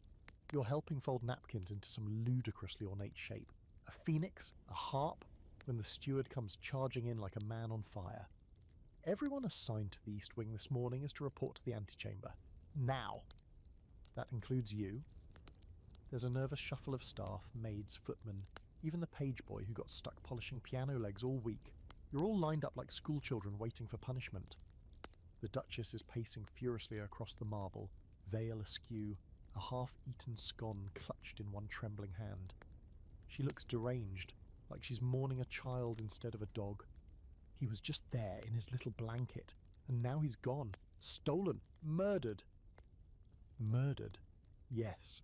Obviously someone killed the pampered Shih Tzu in cold blood and buried him under the rose bushes. You keep your expression neutral. The steward clears his throat. Lady Albridge wishes to conduct inquiries. Cooperate, and this will be swift. It's never swift. You're questioned one by one. Where were you this morning? What rooms did you enter? Did you see anyone near the Duchess's quarters? Did you notice anything strange? No. No. Yes, someone left a plate of biscuits on the windowsill and 2 were missing. No, you didn't eat them. Yes, you're sure. You try not to let your nerves show, because you have seen something strange. It was earlier that morning. While carrying linens past the Duchess's salon, you noticed the door was ajar. A maid was inside, someone you didn't recognise. Dark hair, pale face, not someone from your hallway. She had a biscuit in one hand and something wrapped in a towel under the other. She looked up, met your eyes, then turned away. You didn't think anything of it at the time. Now you do. But you don't say a word, because if she's innocent, you've just ruined a girl's life. And if she's not, well, would you want to be the person who accused her? There's something dangerous about a servant who moves that silently. The inquiry drags on. The Duchess refuses to eat lunch. The entire palace staff is warned not to step foot in the East Corridor. The kitchen is informed that Fitzwatsit's favourite beef broth must be prepared just in case he returns and is hungry. You're pretty sure if you vanished, no one would cook you broth. Back in the servants' hall, everyone is buzzing. Some are terrified. Some are secretly thrilled. Palace disasters always stir the air, like thunder before a storm. There's even a betting pool forming. 10-1 odds that the dog turns up under the laundry cart, 20-1 that he drowned in the duck pond, and a wild 50-1 that he was kidnapped by a rival noble to settle a gambling debt. You don't place a bet, but you do start asking quiet questions. Have you seen a dark-haired maid in the East Wing? No one has. No one recognises your description, which means one of 2 things. Either she's brand new and hasn't made a ripple yet, or she's not meant to be seen. You mention it to Agatha. She frowns. There's no new maids assigned to the East Wing. Dumbo. You're sure? I keep the rosters myself. You pause. Then who was she? Agatha shrugs. Either someone with powerful friends, or someone about to disappear. It's not comforting. You're reassigned to help search the outer grounds, which means tramping through hedges, under benches, behind shrine inns, and into at least 3 flower beds that you suspect were recently fertilised. The gardener glares at you. You glare back. No dog. The sun starts to set. The Duchess has grown hoarse from shrieking. The steward is losing patience.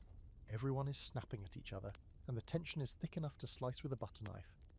And then, just after the bells chime 7, a footman walks in carrying a bundle of fur. The dog, found curled up under the footstool in the Duchess's own salon.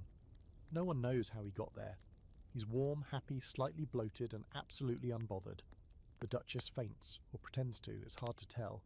The steward sighs so deeply you're surprised his soul doesn't exit through his nose. But the damage is done. The staff is exhausted, rattled, furious. Lame still hovers in the air like smoke. The girl you saw that morning, still gone, never reported for dinner, never signed out of her shift. A curious historical debate exists. Did the presence of pets in royal courts serve as status symbols? Or were they simply distractions from larger power plays? Some argue pets like Fitzwatsit were symbols of indulgence, proof of wealth, so immense that even animals lived like nobles. Others suggest pets were used to test loyalty. Who dared to offend them? Who catered to them? Who used them as cover to move through places unnoticed? You're starting to believe it's the latter. A quirky fact you once overheard from a chamber tutor. One queen had her dog declared a member of court, with a title, an allowance, and 2 footmen assigned exclusively to carry him up and down the stairs. Back in the servants' hall, things are brittle. No one speaks above a whisper. The tension hasn't left, just changed shape. The girl is still missing, the dog is fine, and everyone's waiting to see who's next. Midday is not rest, midday is not peace, midday in the royal palace is when the nobles nap and the servants work like they're sprinting through purgatory. The upper floors fall into an eerie, perfumed hush as delicate heads fall onto silk pillows and hands freshly oiled with rosewater tuck themselves under imported linen. Meanwhile, below stairs, you're elbow deep in ash, starch, dust, and the type of sweat that seeps out of sheer obligation. The idea is simple. While the royal guests are off in dreamland, the palace must be quietly reset. Everything must shine. Everything must be laundered, trimmed, freshened, folded, scrubbed, or put back exactly where it was before some baroness decided she didn't like the position of a candlestick and moved it 2 inches to the left. It's a strange kind of violence, this post-lunch clean-up. No blood, no screams, just 1,000 tiny humiliations performed in absolute silence.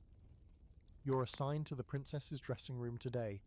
Midday rotation, which sounds glamorous, but really means you're the poor soul trusted to fold undergarments and buff her mirror while she dozes in the next room. Do not wake her, do not make noise, do not exist. The air is thick with perfume, sickly sweet, like rotting fruit in a flower shop. You stifle a cough and carefully lift a velvet corset from the armrest of a settee. There's a tiny stain on the ribbon, lipstick perhaps, or possibly jam. You try not to imagine how one gets jam on a corset. It's not your business. Nothing is your business. In the next chamber, the princess snores faintly. Her lady-in-waiting sits reading a book, one eye on the door. You bow slightly as you pass. She doesn't look up. That's good. The less attention you draw, the less likely you are to end up scrubbing hall tiles with a toothbrush because someone found a wrinkle in a pillowcase. You finish as quickly as possible, your fingers moving like clockwork. Corsets rolled, gloves flattened, mirror wiped with just enough pressure to remove the smudge, but not so much that you risk cracking the delicate gold leaf around the edge. Then it's onto the linen room, where fresh sheets are sorted and folded for the royal nap chambers. You and 3 other maids work in near silence. The only sound of the gentle snap of fabric and the occasional suppressed groan of a back pushed too far. The heat in the linen room is oppressive. No windows, just steam and body heat and the faint smell of bleach. You drop a towel, just once, and someone tuts. That's all it takes. In a place like this, there are few true punishments at midday. What there is, however, is judgment. An endless stream of side eyes and muttered critiques and knowing glances that pass between the more senior staff like knives wrapped in ribbons. They don't yell, they remember. And tomorrow morning, when it's time to assign duty rotations, you'll find yourself polishing doorknobs instead of arranging flowers. You try to make up for it by folding the rest of your linens perfectly. The corners sharp, the edges smooth. You even offer to carry the fresh pile to the guest wing. The other maids don't stop you. Of course they don't. Let the eager one carry the load.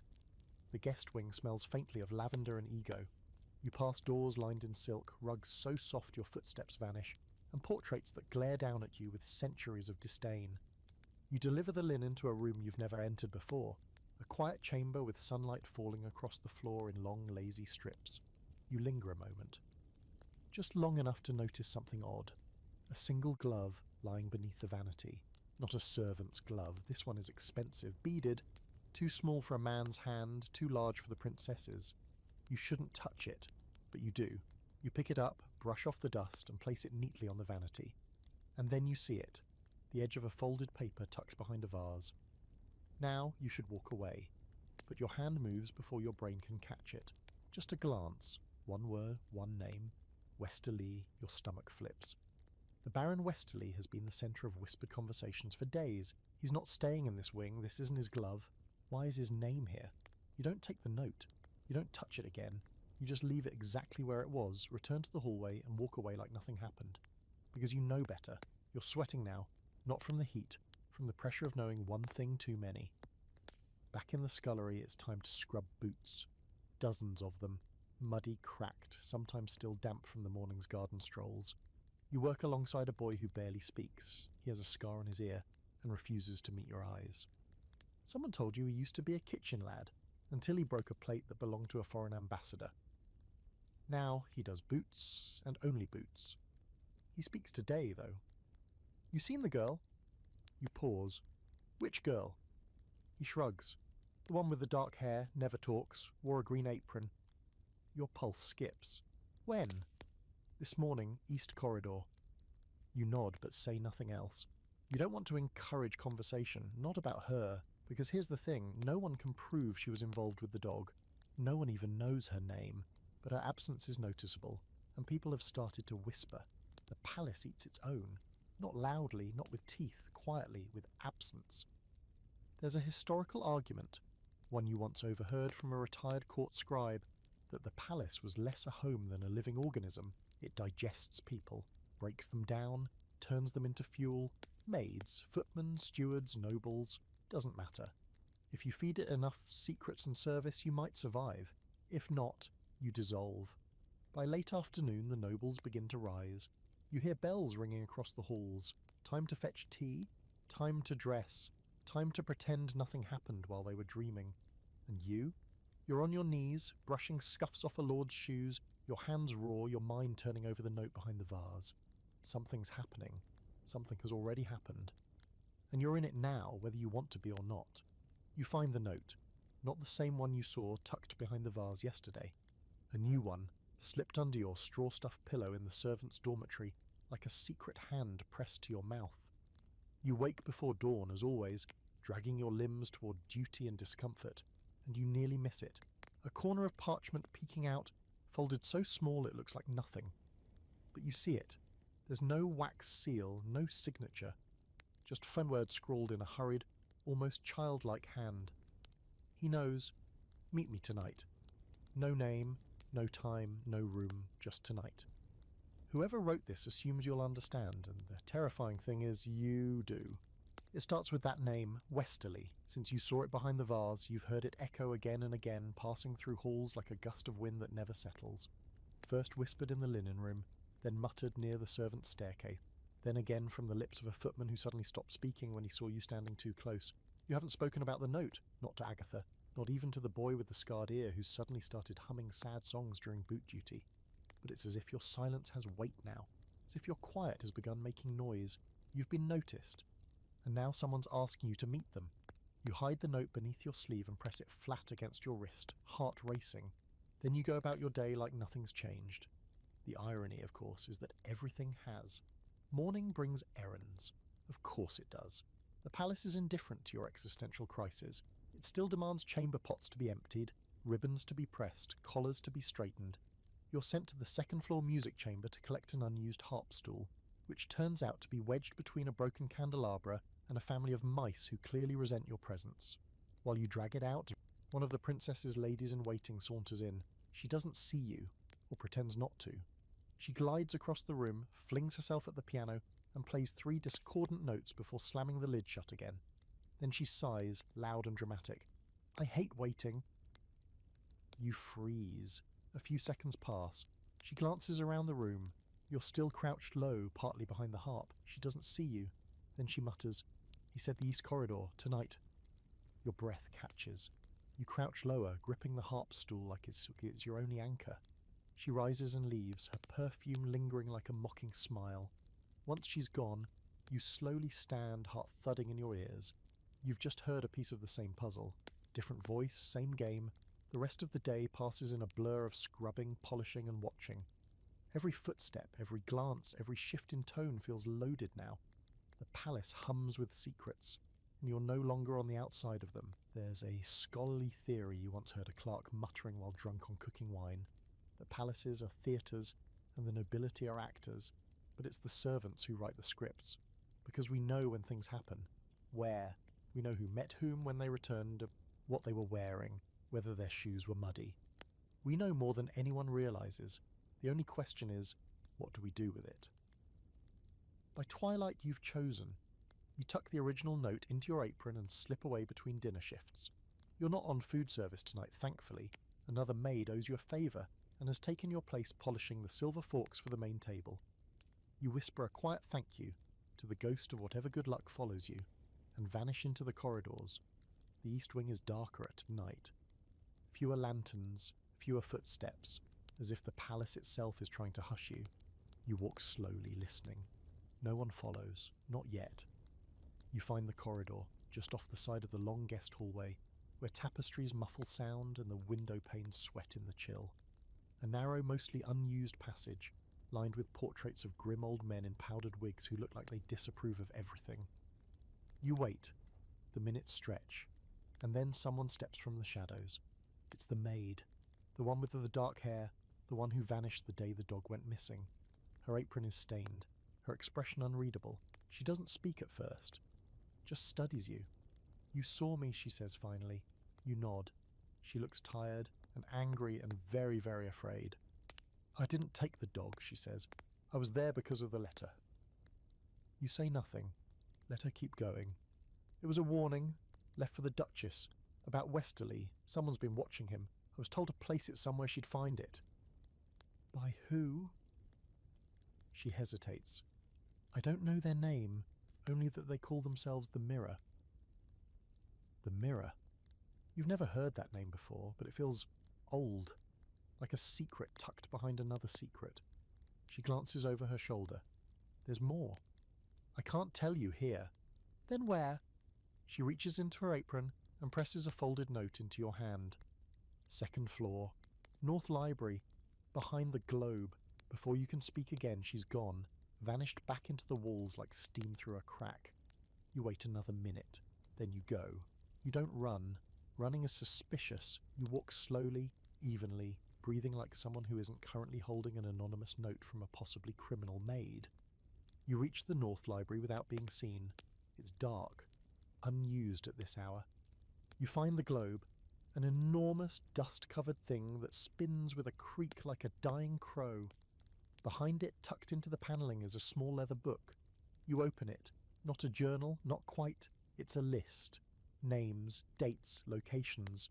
Most are people you recognise. Footmen, chambermaids, guests, nobles. Each entry includes two things: where they were and what they said. It's a record, a map of secrets. One curious fringe fact you once overheard from an old valet. During one particular royal scandal, a servant kept track of everything in a hidden book. He was eventually discovered and vanished without a trace, but the rumour is the book still exists, buried somewhere deep in the palace. You wonder if this is that book. You flip through the pages, heart racing. One name jumps out. Yours!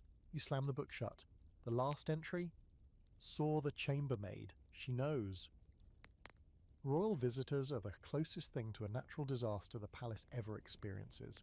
A perfectly preventable, perfectly forecasted disaster that everyone still manages to be wildly unprepared for every single time. You'd think, after generations of dukes, archduchesses, grand counts, minor princes, and entirely too self-important barons tromping through the halls, the palace would have systems in place, protocols, checklists, maybe a small army. And yes, those systems exist, but they evaporate the moment the first foreign boot crosses the threshold. Today's visitor is a delegation from the Southern Territories, which means a lord with 6 names, 3 titles, and 1 eyebrow that twitches when he doesn't get exactly what he wants. The palace has known about his arrival for weeks, but somehow everything still feels thrown together at the last possible moment. Rugs are being unrolled, silver is being frantically polished, and a disturbing number of servants are either pretending to faint or suddenly remembering urgent injuries. You're not so lucky. You've been placed on welcome duty, assigned to the outer reception hall to assist with coats, trays, bows, and the general illusion that this palace is not currently held together with fraying ribbons and passive-aggressive whispers. It's not the worst task you've ever had, but it's close. Because now, not only do you have to perform the usual routine, move quietly, speak never, bow constantly, but you also have to interpret customs you were never taught, respond to gestures you don't understand, and pray that the strange green powder being sprinkled into one of the ceremonial goblets is supposed to smell like burnt time and regret. The first carriage arrives just after midday. It's enormous, shiny, pulled by horses that look like they were brushed by angels, and out the steps the delegation. Silk, jewels, too much perfume, the kind of clothes that say, "I've never washed a dish in my life," and I think cutlery arranges itself. Your job is to assist the footmen who carry the luggage, which should be a simple task, except each piece of luggage weighs more than a coffin and is covered in golden buckles that dig into your hands with every step. No one helps you, no one dares ask what's inside. One of the trunks rattles, one groans. You make a silent vow never to ask questions again. Back in the reception hall, everything is about posture and performance. The steward stands tall, wearing his battered wig and an expression of permanent indifference. The nobles arrive in clusters, each with their own entourage, and the room begins to fill with accents, laughter, and the subtle grinding of political gears.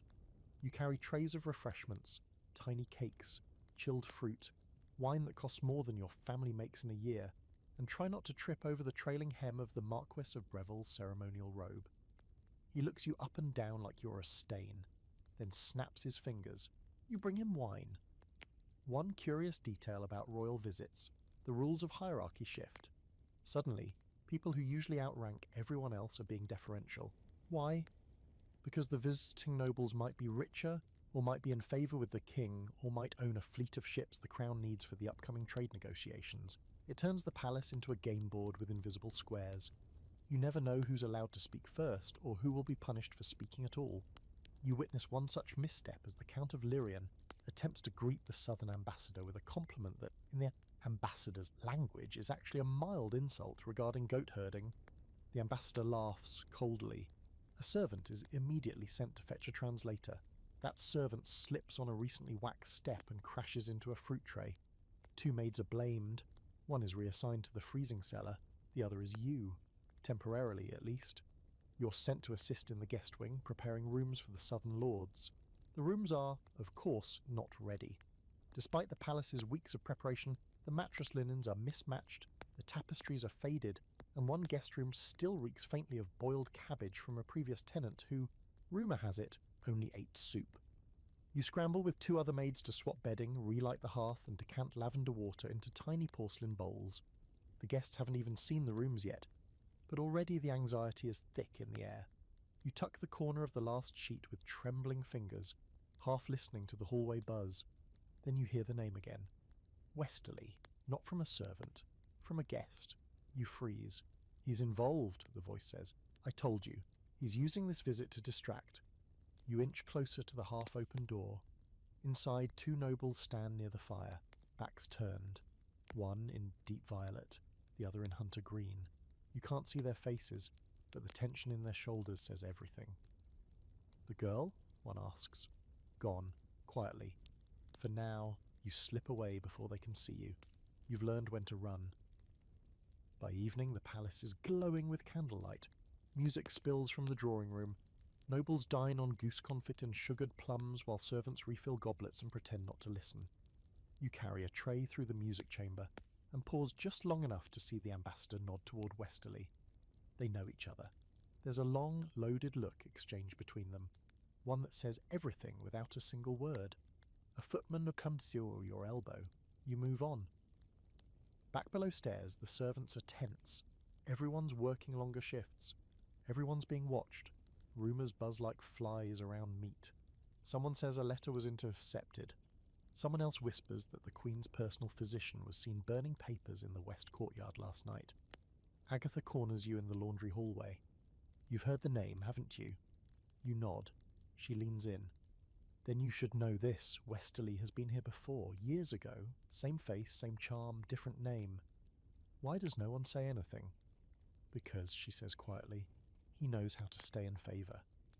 And what happens when someone gets in his way? A fringe fact you remember now. Long ago, palace guests were required to record their names in a ledger upon arrival. That practice stopped abruptly after one entry was found scratched out so violently that it ripped through 3 pages. No one knows whose name it was. No one will say. That ledger, you suspect, is buried somewhere in the steward's archive. Maybe forgotten, maybe deliberately misplaced. You return to your quarters late that night, exhausted, aching and wide awake. The palace feels like it's tilting, like someone, somewhere, is shaking it, just a little, waiting to see what falls. It begins, as most reckless decisions in the palace do, with a glance. Just a moment. Passing, almost accidental. You're in the east corridor, Son, balancing a vase filled with limp chrysanthemums, trying not to drip water onto the silk runner that cost more than your village's harvest. A pair of nobles walk past, all brocade and brittle smiles, and behind them, just a few steps too far back to be proper, is a footman. He's tall, neatly groomed. You've seen him before, just once or twice. You've never spoken. But as he passes, he looks at you. Not at you, really. Into you. Like he knows something. Like he wants you to know he knows something. You glance away instinctively. Then back. And just before he disappears around the corner, he does something stupid. He winks. And now it's there, seeded in your head like a loose thread on a royal sleeve. The what if, the maybe, the possibility. You tell yourself it's nothing. That he was probably winking at the housemaid behind you. That even if he wasn't, it doesn't matter. You've seen what happens when servants get involved with each other. Best case, someone gets reassigned to opposite wings. Worst case, dismissal, public shaming. A ruined reference and no chance of work elsewhere. Love, in the palace, is a liability. Still, later that evening, you find yourself in the scullery hallway a little longer than you need to be. Just in case he passes again. Just in case that look was meant for you. It was. Busy day, he says, casual, as though you're not in the middle of scrubbing soot off a candelabrum with a rag that smells like boiled socks. You glance up. Isn't it always? He leans against the doorframe, not crossing the threshold, smart. That would look like loitering. I saw you yesterday, he says, near the North Library. Your heart trips. You must be mistaken. No, he replies, smiling just enough to be dangerous. I rarely mistake faces. You straighten. Then you must mistake priorities. I'm working. Of course you are. He nods, backing away. But if you ever need help with something, I'm often in the West Pantry after dark. He disappears before you can answer. It should stop there, but it doesn't. The palace is a hive of performance. Every corridor is a stage. But beneath the rituals and ribbons, there's a soft, secret undercurrent. Servants fall in love here, quietly, desperately, between firewood deliveries and linen folding, between shifts and shadows. You hear stories. Everyone does. A housemaid and a footman who disappeared together after midnight. Rumour says they ran off to the coast, or maybe they were caught. Maybe they just ceased to be mentioned. You try to forget the wink, the smile, but the next time you cross paths, he slips a folded note into the pocket of your apron. You don't open it until you're alone in the linen room or hidden between stacks of pressed napkins and starched sheets. It says simply, "Do you ever wish you were somewhere else?" And beneath that, "Meet me, East Gardens, tonight." You don't go, not that night, but you think about it. You think about it while you mend socks and carry towels and fetch warm cider for a baron who refuses to use the bell like a normal person and instead shouts for service through the door like a lost goat. You think about it as your hands chap from cold water and your back aches and your name gets barked by people who don't even know it.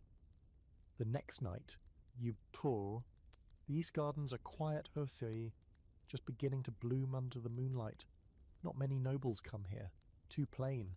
Not enough statues. You find him near the hedge maze, seated on the edge of a fountain, flicking droplets into the water like he has nowhere better to be. "You came," he says. You sit beside him, carefully, ready to flee if needed. "I shouldn't have." "Probably not." You watch the moon reflect in the water, a silver ripple framed by black leaves. He says nothing for a while, just lets the quiet hold you. Eventually he breaks it. "I saw you reading the ledger, behind the globe." Your breath catches. "You're not the only one who knows about it," he continues, "but you might be the only one who didn't mean to. What is it? Evidence? Insurance? Threats? All of the above." And he shrugs. "Some of us collect things, not gold, not gowns, but power. You're part of it." He looks at you. His face is tired, not just from work, but from knowing too much. "I was. I'm not sure I still am." You shake your head. "This is madness. We're servants. We carry plates. We fold things. We don't matter." "We matter more than they think," he says softly, "because we see them when no one else does."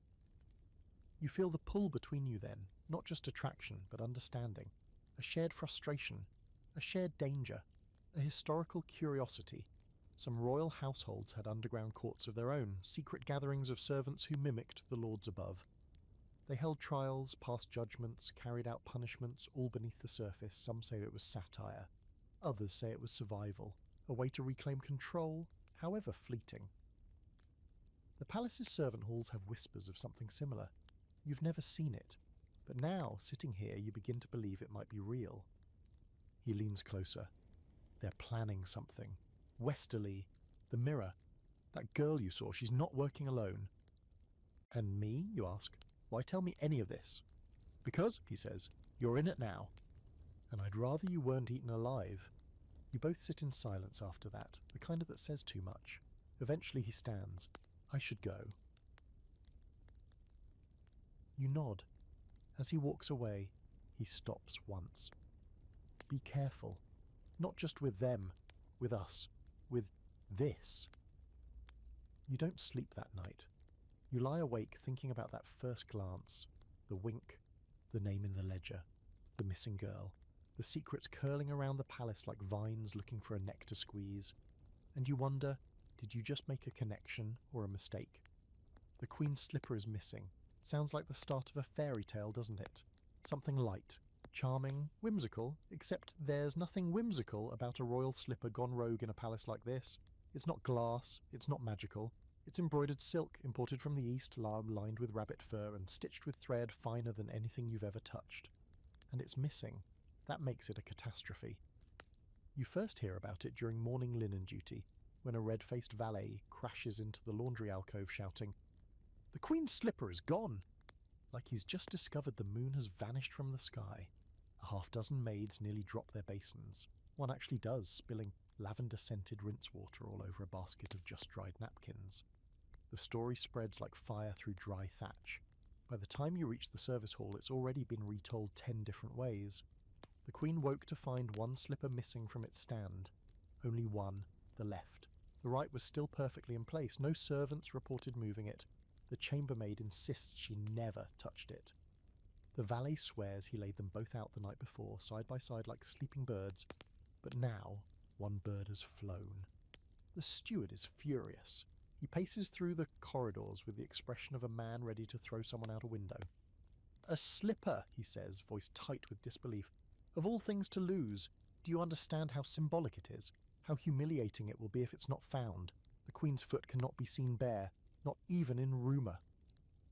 A missing glove? Understandable. A mislaid pin? Forgivable. A missing slipper? It's practically treason. A full-scale servant search party is assembled. You're a part of the North Corridor team. Armed with a rag, a checklist, and mounting dread, you begin the hunt. The first room you're sent to is the embroidery salon. It smells like lilacs and stress. You check beneath settees, under the embroidery frames, even inside the sewing basket of the Duchess's favourite lady-in-waiting. She watches you silently as you rummage. You try not to meet her eyes. You don't want to know what she's thinking. Probably something along the lines of, "How dare this dust-coated creature pour through my silks?" Nothing. You move on to the music chamber, then the library, then the tea room, which is still littered with the remains of yesterday's diplomatic disaster. Smeared jam, shattered biscuits, a single lemon wedge. Someone stepped on and left to fossilise. Still no slipper. One footman finds a shoe in the East Hall and thinks he's cracked the case. Turns out it belongs to one of the Marquis's many daughters. Wrong size, wrong heel, wrong everything. The footman is crushed. You suspect he was hoping for a reward, or at least a break from dish duty. After several hours of crawling on your hands and knees under furniture, you return to the servants' corridor to rest your spine against the wall for exactly 40 seconds before the head housekeeper barrels in. Nothing, she snaps. You shake your head. No sign. Ma'am. Check the green drawing room again. I don't trust that new maid. She folds pillows like she's hiding something under them. You do as you're told, again. By now, you're so attuned to what you haven't found that you've started to doubt whether the slipper ever existed at all. Maybe this is some elaborate test. A loyalty trap, or worse, a decoy to keep you distracted from something far more serious. Because while everyone's been focused on the Queen's missing slipper, something else has quietly gone wrong. One of the stewards has disappeared. Not permanently, not officially. But word has spread he was supposed to deliver a document to the inner chamber by midday. He didn't. His quarters are empty, his ledger left open on the desk, ink still wet. That's not normal. You try to ask questions. You're told not to. That's very normal. A curious historical theory. Some believe palace objects were deliberately moved to test the loyalty of servants. A misplaced comb, a shifted vase, sometimes even a hidden shoe. If the staff responded with proper concern and swiftness, they passed. If not, they were reprimanded or dismissed. Which raises the question, is this slipper really missing? Or are you part of some elaborate performance you don't remember auditioning for? In the West Corridor, you pass the tall footman, the one who gave you the note, the one who talks like he's not really a footman at all. He falls into step beside you. Still looking? He asks. You nod. He lowers his voice. You know she's doing it on purpose, don't you? Who? The Queen. You stop walking. She does this when something bigger's about to happen, he continues. Creates a distraction. Everyone focuses on the slipper. No one asks about the letters that went missing last night. What letters? He gives you a sharp look. Exactly. Then he's gone again. You hate that he does that. Drops half a truth and vanishes before you can decide what to believe. But deep down, you're beginning to see the pattern, the timing. The slipper didn't just disappear. It was taken, or hidden, or both. And not for its value, for its symbolism. The Queen's foot cannot be seen bare, yes, but maybe someone wants it to be. Back in the service hallway, you run into Agatha. She looks exhausted. Check the pantry, she asks. I checked everywhere, you reply. It's not anywhere. It is, she says grimly. It's just not for us to find. She hands you a cloth to polish silver. Best stay busy. They're watching everyone today. You spend the rest of the evening buffing forks while your mind spins in loops. The girl with the dark hair, the missing steward, the ledger, the note in the vase, the man with too many titles and not enough past. And now, a slipper that may or may not be real. You learn something new tonight. The palace doesn't just hide secrets, it weaponizes them. By nightfall, the official story is that the slipper was found under the Queen's own dressing table. You know that's a lie. So does everyone else. But no one says a word. Night falls, but you don't rest. You think maybe once, long ago, night-time into the palace was for sleeping. Heavy curtains drawn, candles blown out, lullabies drifting softly from a harpsichord in some noble nursery. But not anymore. Not now. Not for you, because when the sun dips below the high stone walls and the bells mark the 8th hour, the palace doesn't fall silent. It just changes its rhythm. Daytime is noise and ritual and hierarchy, but nighttime is full of things that aren't supposed to happen. You're called to the Queen's private antechamber just after dark. No reason is given, no note, no smile from the steward who delivers the message, just a curt nod and the sharp tap of polished boots as he walks away. You're not on duty. You just returned from polishing the final goblet for the visiting baron and were planning in a rare moment of rebellion to steal a minute's breath in the warmth of the laundry room hearth. But the palace doesn't care about your plans, especially not at night. You don't ask questions, you wash your hands, adjust your apron, and make your way to the Queen's wing with all the calm you can fake. The corridor is too quiet when you arrive. No guards, no ladies in waiting. Just the slow hiss of a lantern left burning too long, and the faint trace of perfume in the air. Rose, and something else. sharper. You knock once. A lady in waiting opens the door. She's pale and trembling. Doesn't look at you, doesn't speak, just gestures toward the table inside, her mouth, where a pitcher of warm milk waits on a silver tray. Next to it is a folded blanket, perfectly arranged. She nods toward them. You understand. Carry the tray in, don't say a word, leave the blanket by the chair. Inside the Queen's chamber, it's dim. The fire has burned low. A figure sits in the high-backed chair, unmoving. You can't see her face, you don't try. You do your duty, quiet, precise. Then you bow and turn to leave. Stop. Her voice is quiet, but you feel it in your spine. You stop. She doesn't speak for a long time. You were on duty the night my slipper went missing. Not a question. Yes, Your Majesty. Did you take it? No, Your Majesty. A pause. Do you know who did? You should say no. You want to say no, but some dangerous, exhausted piece of you hesitates. I don't know, you say, but I think someone wanted it to be missing. You hear a soft sound, a breath, a sigh. They always do, she murmurs. When you glance up, her face is still turned away. You leave quickly. Your hands are shaking. Not from fear. Well, not only fear, but something colder. Something that feels like she knew you would say that she wanted you to. Back downstairs, the night shift is in full swing. Candles are being trimmed. Fires stoked. A tray of figs and wine is prepared for one of the nobles who never sleeps before midnight. You pass a maid in the corridor, her eyes red-rimmed, her apron wet. You don't ask. You walk into the kitchen just as a bottle crashes against the wall. Who forgot the rosemary? The cook is in a rage. The bottle missed the scullery boy's head by inches. You slip past the chaos, trying not to be noticed. But of course you're noticed. You, he bellows, get more honey from the cellar. The honey cellar is a narrow, damp corridor that smells like fermenting apples and regret. You light a candle and descend the stone steps, the shadows flickering against walls so old they feel alive. Down here it's always cold, always sticky. You hate it. Everyone does. But it's the kind of errand no one argues with, not unless you want the cook holding a grudge for the next month. You're reaching for the jar when you hear it. Footsteps, not yours, not anyone else's from the kitchen. Slow. Measured. Not walking toward you, walking past you. You blow out the candle. Darkness folds in. You move silently, pressing your back against the stone. You peek around the corner and see a figure slipping through the far doorway at the other end of the corridor. Not a servant. Not by the way they walk. Confident, upright, unbothered. You wait. Then follow. It's not bravery, not really. It's something else. Curiosity sharpened by exhaustion. You've seen too many things now. Know too many names. You need to understand.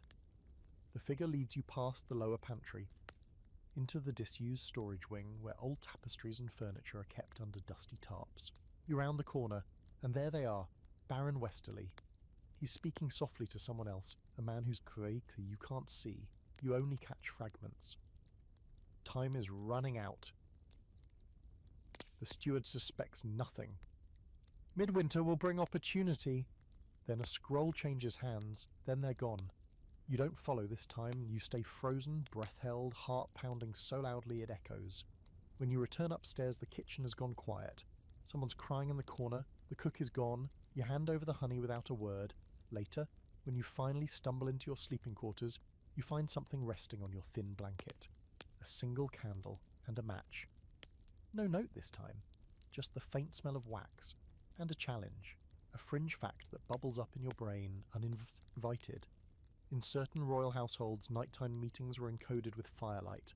1 candle meant watch, 2 meant follow, 3 meant danger. You stare at the single candle, you light it, and wait. Because rest is no longer an option, not when the palace never sleeps. There are no proper meals for servants. There are official meal times. Yes, strictly scheduled blocks when you're allowed to stop and consume something vaguely edible, but these often evaporate under the weight of unexpected demands, surprise inspections, or the simple misfortune of being near a noble who suddenly realizes they want a lemon tart right now. You've gone days living off crusts, cold broth, and the occasional dried plum smuggled in a pocket like contraband, and tonight, as your stomach gnaws itself with quiet rage, you are lost. There is only one option left. Steal, not grand larceny, Not anything that would get your name whispered in scandalous corners. Just a bite, a scrap, a mouthful of something rich and forbidden and ideally still warm. You don't plan it, you don't scheme, it's instinct, animal need. You're clearing away the silver from the ambassador's post-opera supper, a table set for 6, enough food for 20, and there, in the middle of a polished silver tray, sits a tart. Golden crust, sticky sweet fruit, one slice removed, a sliver of syrup still clinging to the server. And no one's looking, so you take it, quick, clean. You slip it into a handkerchief and tuck it beneath your apron as you return to the servant's stairwell. You don't eat it right away, that would be dangerous. Instead, you hold it like a precious secret, warmth bleeding into your fingers. You imagine biting into it, the buttery crumble, the burst of sweetness, the rush of guilt, but you're not alone. Halfway down the stairwell, you nearly collide with a kitchen girl, barefoot, wild-eyed, and gripping a pitcher of wine like it's her firstborn. "You didn't see me," she says, breathless. You blink, then nod. She disappears upward. You descend in silence and find a spot beneath the stairs, your usual hiding place. There, in the hollow behind the stone support beam, you sit, and finally you unwrap the tart. It's still warm. You bite. It's glorious. Spiced pear, you think. Or maybe quince. Your tongue doesn't care. All it knows is that this is the richest thing you've tasted in months. For a moment the world fades. The aches, the fear, the endless whisper of palace secrets. Just you and the stolen taste of sugar and comfort. Then you hear it. A voice. Close. She took it from the ambassador's tray. You freeze. Not at you, not about you, but near you. 2 maids, voices hushed, passing above. "Marjorie swore she saw her. A footman dared her." "You're joking. Swear on the Queen's candle, and now she's gone, dismissed." "Gone where?" "No one knows. She didn't even pack." You wrap the remaining tart and swallow your mouthful like it's poison. This place, this palace, is devouring people. They vanish one by one. For a comment, a look, a joke overheard, a slipper misplaced, a tart stolen. You swallow again, harder this time. A historical tidbit slips into your mind like an uninvited guest. In one particular court, under an especially paranoid king, servants were tested with deliberate temptations. Coins left on floors, rings dropped beside wash basins, sweets placed just barely within reach. Those who took the bait were removed. Not punished, not shamed, just quietly erased. No explanation, no defense, no return. You wonder if you've just failed the test. You finish the tart. Slowly now, carefully. If it's going to be your last act, it may as well be defiant. The hallway beyond the stairwell is dark. You hear only the creak of distant floorboards, the scuttle of mice, and the distant echo of boots on marble.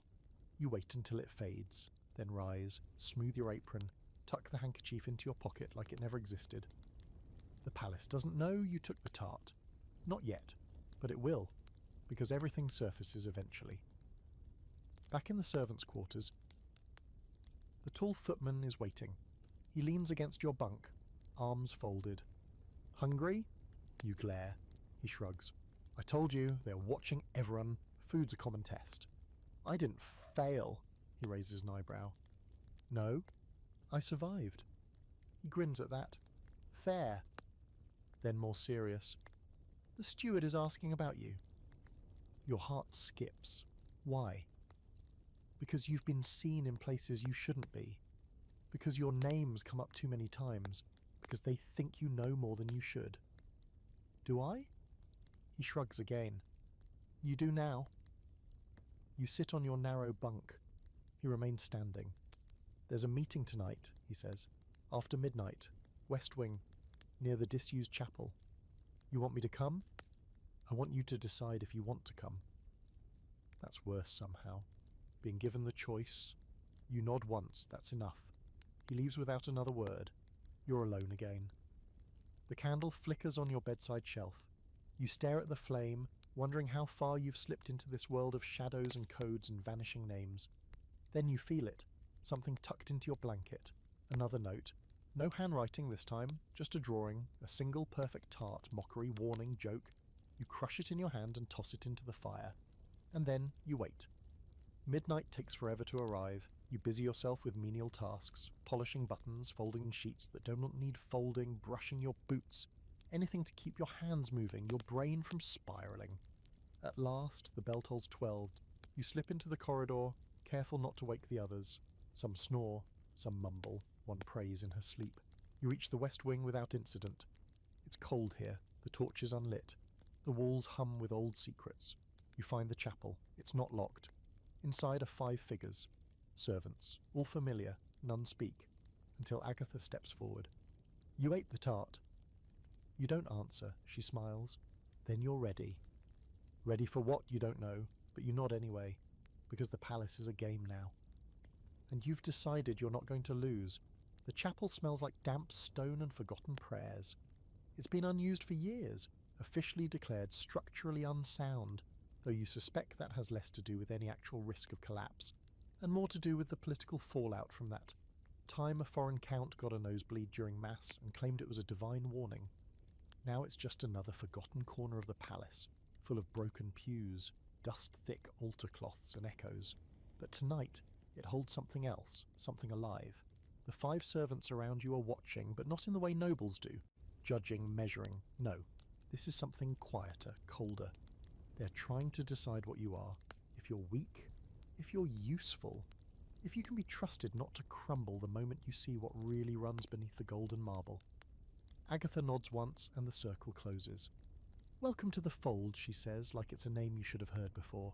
You haven't, or maybe you have, in whispers too soft to catch. You glance around, trying to make sense of it. There's the tall footman standing slightly apart, as if still unsure whether he's all in. A chambermaid you vaguely recognise from the Queen's wing, her hair pulled back tight, eyes like knives. The others are older. A butler whose hands tremble until he grips the prayer rail, and a kitchen girl who doesn't look up from the floor like she's memorising the cracks in the stone. You speak first. What is this? Agatha smiles faintly. Insurance? For what? She steps closer. For when the palace swallows people whole, for when power shifts and names are forgotten and letters vanish in fire, for when nobles play their games with blood and secrets and servants are the ones who get buried. You don't say anything. There's nothing to say because you already know it's true. She continues. There have always been groups like us, hidden beneath the marble, beneath the silk. We're not revolutionaries. We're not loyalists. We're the ones who survive. The chambermaid speaks now, sharp and precise. You've seen Westerlake's name in the ledger? You nod. He's not who he says he is. He was banished from court 20 years ago under a different name, returned with forged lineage. The king never recognised him, but the Queen... She stops there. Agatha picks it up. The Queen uses him for quiet things, dangerous things, but he's slippery. She can't control him like she used to. The tall footman speaks then, voice low. They say he's tied to the mirror. That name again, like a splinter under the skin. Who is the mirror, you ask? No one knows, the kitchen girl says softly. Or maybe everyone does. The butler clears his throat. It's a title, passed down. The one who sees everything, who reflects power back at those who wield it. Agatha turns to you. Do you want to be a part of this? You don't answer right away. You look around, the broken altar, the melted candle stubs. The worn symbols etched into the stone, some older than the palace itself. This room has seen things, hidden things. It's the perfect place for a secret to bloom. Yes, you say, a simple word. But it changes everything. They don't cheer. There's no oath, just a shared nod. A new silence. And then Agatha pulls something from her pocket. A folded paper already stained at the edges. Tomorrow, she says, there will be a carriage arriving. A new noble guest. He's important. Watch Westerly. Watch who doesn't greet the guest. And most importantly, watch what disappears during the welcome. You take the paper. It's blank. Until you hold it to the candlelight and see the ink emerge. A name. Verity Oldcroft. You've never heard it. Agatha sees your confusion. She was a lady in waiting, went missing last year. The official story is that she ran away with a stable hand, but we've been following the trail. She knew something about Westerly, about a shipment that was rerouted. She was seen last in the West Wing. That's where the guest will be housed. What was in the shipment? The footman answers. We don't know, but the steward changed the records after it arrived. This isn't a game anymore, if it ever was. They begin to file out one by one, melting back into the palace like shadows. No signal, no goodbye. Just gone. Agatha is the last to leave. She turns to you. Do nothing unless you're certain. And if something feels off, walk away. You nod, and she disappears. You stay for a moment longer, just breathing. The chapel is so quiet now you can hear the wax drip from the altar candle. You think about Verity, about the other girl, the one with the dark hair who vanished, about the steward who never delivered his message, about the way the Queen turned toward you, like she was already bored of pretending not to see, and somewhere in your mind you still taste the tart, still feel the way your hand trembled when you stole it. A curious fringe fact floats to the surface. Centuries ago, the palace supposedly had a room no one could find, a small circular chamber between floors. No doors, no windows, just a single chair. They said it appeared only when someone needed to confess. Some say it was built by a servant, others say it never existed at all. You wonder if you'll find it one day. Back in your quarters, you check your blanket before climbing into bed. No candle this time, just quiet, and dreams you can't remember when you wake. There is no warning, no bell, no summons, no whispered rumour passed between maids over buckets of ash. Just silence, heavy and wrong, and the absence of people you're used to seeing. You notice it first at the breakfast shift. There are fewer hands in the kitchen, fewer feet on the servant stairs, and far fewer voices. It's not loud panic, not yet, but it's the kind of quiet that creeps along the skin and settles behind the eyes, saying, something has happened. Something has gone very, very wrong. You're peeling root vegetables when the butler's aide bursts through the scullery door, white as death and sweating like a roast. The steward's been dismissed, he blurts, not even pretending to keep his voice down. Everyone freezes. Dismissed? The steward? No one says it, but you all think the same thing. They don't dismiss stewards. Not without sort, without cause, you're not without scandal, not without a plan. You drop the paring knife, wipe your hands, and slip out into the corridor, barely avoiding a collision with a chambermaid carrying a tray of cream jugs. Her hands are shaking. Her eyes are wide. I heard it was for treason, she whispers before disappearing down the hall. Treason. It's a word people toss around carelessly in the palace. Call a noble undignified, and it's gossip. Call a royal lazy, and it's cheeky. But call a servant treasonous? That's a different game. That's a word with teeth. The steward's office is locked. That's the first thing you confirm. 2 guards posted outside, arms folded, lips tight. You glance through the small leaded glass window. The desk is empty. The ledger's gone. No ink pots, no scrolls. Like no one ever worked there. You wander through the east corridor, pretending to inspect the wainscoting, but really just scanning the halls for signs of who's next.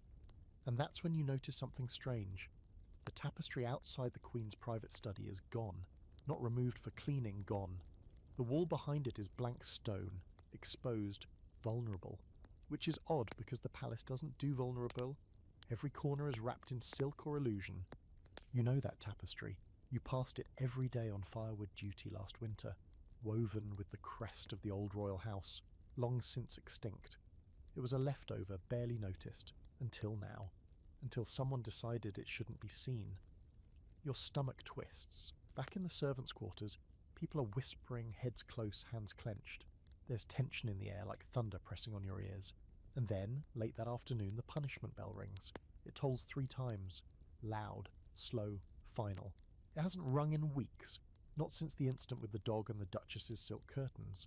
And even then, it was only once. 3 means something else. Everyone stops moving. You follow the sound through the lower halls until you reach the north courtyard. The punishment is private-y, but public enough. You see a crowd already gathered. Only staff. No nobles. This is beneath their attention, or at least beneath their dignity. A young man stands at the centre. You don't know him well. Junior footman, eager, kept his boots too polished, his posture too perfect. The kind of person who believes the palace can still be impressed. He's shaking now. 2 guards flank him. A third holds a document. Violation of discretion. Failure to maintain integrity. Removal of restricted correspondence. Your mouth goes dry. The guards don't beat him. They don't drag him. That would be too honest. Instead, they escort him to the gate. He doesn't fight. He just glances around, once searching the crowd for someone, for help, for you. Then he's gone. dismissed, erased. The wind picks up, someone coughs, someone else mutters a prayer, and just like that, everyone returns to work. That's what punishment looks like here. One curious historical note. Centuries ago, a monarch had a rule that servants could only be punished at dawn or dusk, and never under artificial light. The idea was that punishment should be witnessed by truthful shadows, not distorted ones. It was a superstition perhaps, but a symbolic one. Today, the dismissal was done in grey daylight, with shadows soft and harmless. But you still feel the weight of it, the message of it. That could have been you. You find Agatha in the linen room. "They're cleaning house," she says before you can even ask. Why? Because someone's gotten too close to something important, and instead of removing the danger, they're removing anyone who might have seen it. You sit on a bench beside a pile of towels and the steward. "Gone," she confirms. "No pension, no ceremony. One day he was ordering the wine lists, the next his name's been painted over on the duty ledger." You look around. The linen room has never felt colder, or smaller. And the mirror, you ask? Her eyes meet yours. Still watching. That night everything feels sharper. You polish silver too fast and nick your finger. You serve wine with hands that tremble. You make eye contact with a noble and flinch when he scowls. You try to keep your head down, but it feels like your name has already been whispered in rooms you've never even entered. And then, just before lights out, someone slips a card beneath your bunk. Plain parchment. No message, just a single pressed flower. A forget-me-not. You don't sleep. You lie awake, staring at the stone ceiling, thinking about what the flower means. Memory, loyalty, something lost, and someone watching. Morning arrives with too much sun and not enough answers. It's the kind of bright golden light that makes nobles open windows and sigh about the weather, while servants squint, sweat and scrub harder to make sure nothing looks less than immaculate in the natural light. The courtyards fill with chatter. Musicians are summoned.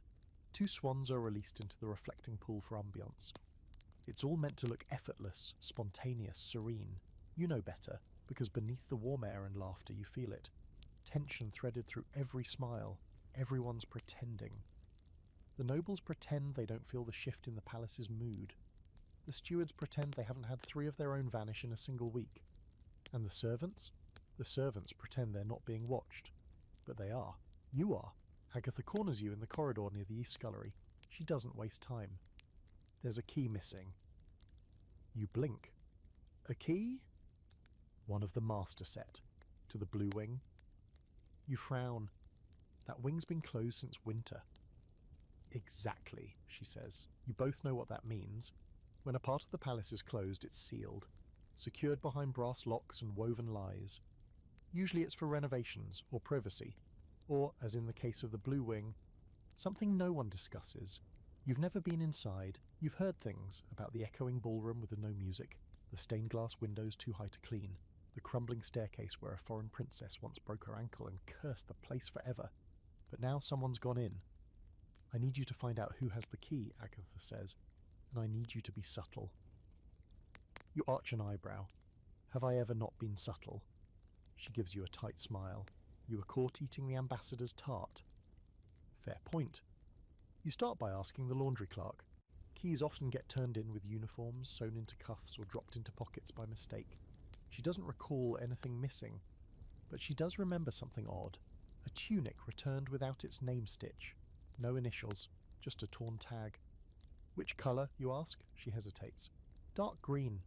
That narrows it down. Dark green means West Wing footmen. You've met them. Young, proud, not nearly as clever as they think they are. Except one. The tall one. Him. You find him polishing sconces in the Great Hall, as if he didn't slip a flower beneath your bed just last night. You've been busy, you say. He glances up, unsurprised. Aren't we all? You lower your voice. Why the Blue Wing? He doesn't deny it. Doesn't even blink, because that's where the answers are. To what? Everything.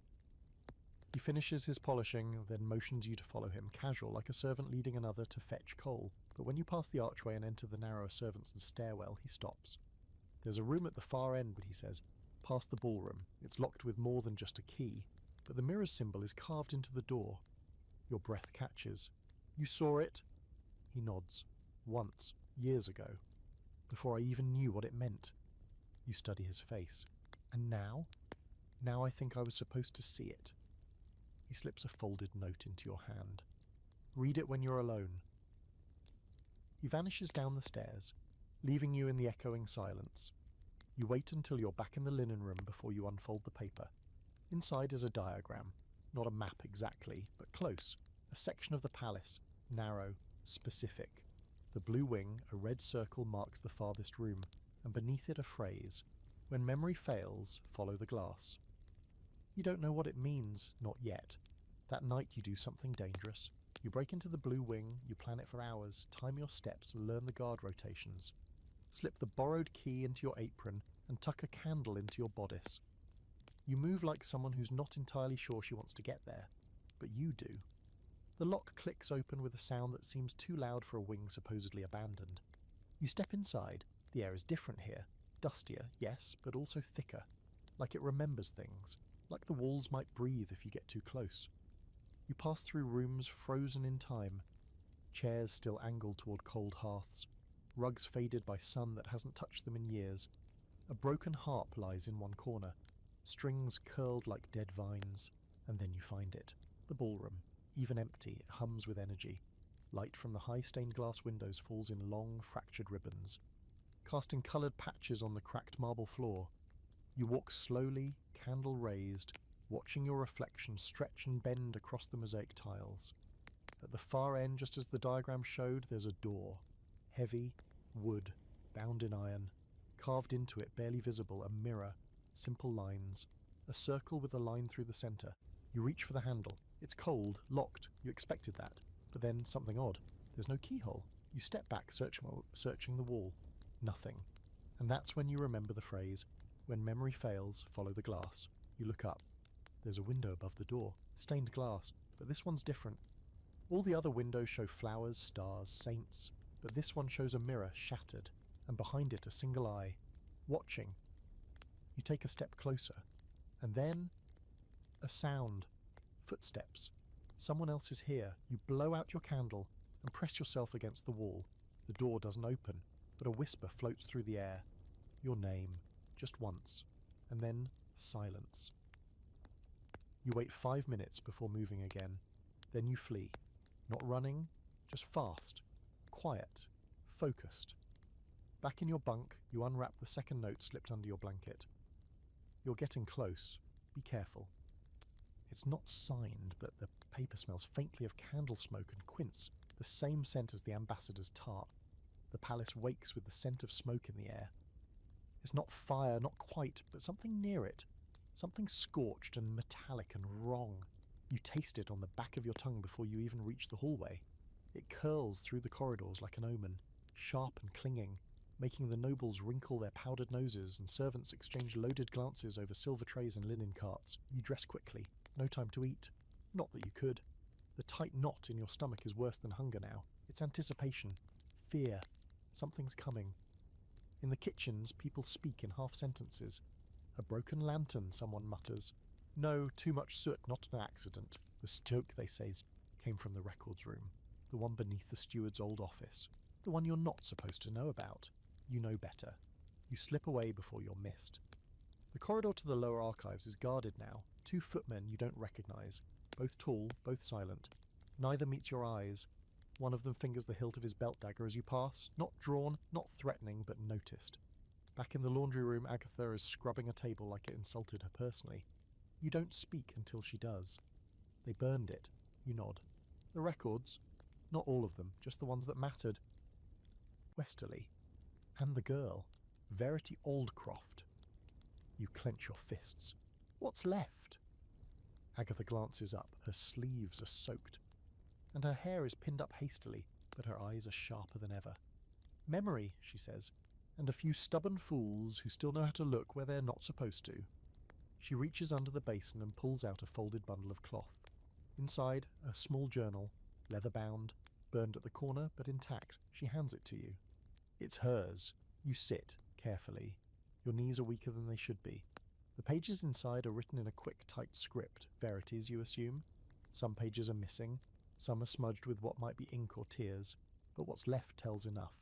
Meetings, names, patterns. References to the mirror. References to Westerly, his movements, his correspondences, his late-night visits to the Blue Wing, and one repeating symbol scrawled in the margins again and again. A cracked mirror. A single eye. It's the same as the stained glass window above the Blue Wing door. There's one final page, not dated, just a sentence in careful, deliberate ink. If they find this, I am already gone. You close the journal. Agatha is watching. She was one of us, you say. She was better than us, Agatha replies. She didn't wait to be told. She acted, and it got her killed. You both fall silent. Somewhere in the halls, a bell rings, not the punishment bell, not a meal, one short toll, a noble arrival, a distraction. You rise. What now, you ask? Agatha looks grim. Now you finish what she started. You know what that means. You go to the tall footman. He's folding linens this time, pretending to belong. She left a map, you tell him. He nods. I've seen it. You didn't tell me. You weren't ready. And now? He meets your eyes. Now I think you might survive it. You pull the journal from under your apron. He scans the first few pages, nodding. This matches what we've heard, but there's more. He reaches into his sleeve and pulls out a key. Not the Blue Wing key, a different one, smaller, blackened, cold. This opens the crypt beneath the chapel. You stare. There's a crypt. He smiles faintly. You didn't think we met above ground out of tradition, did you?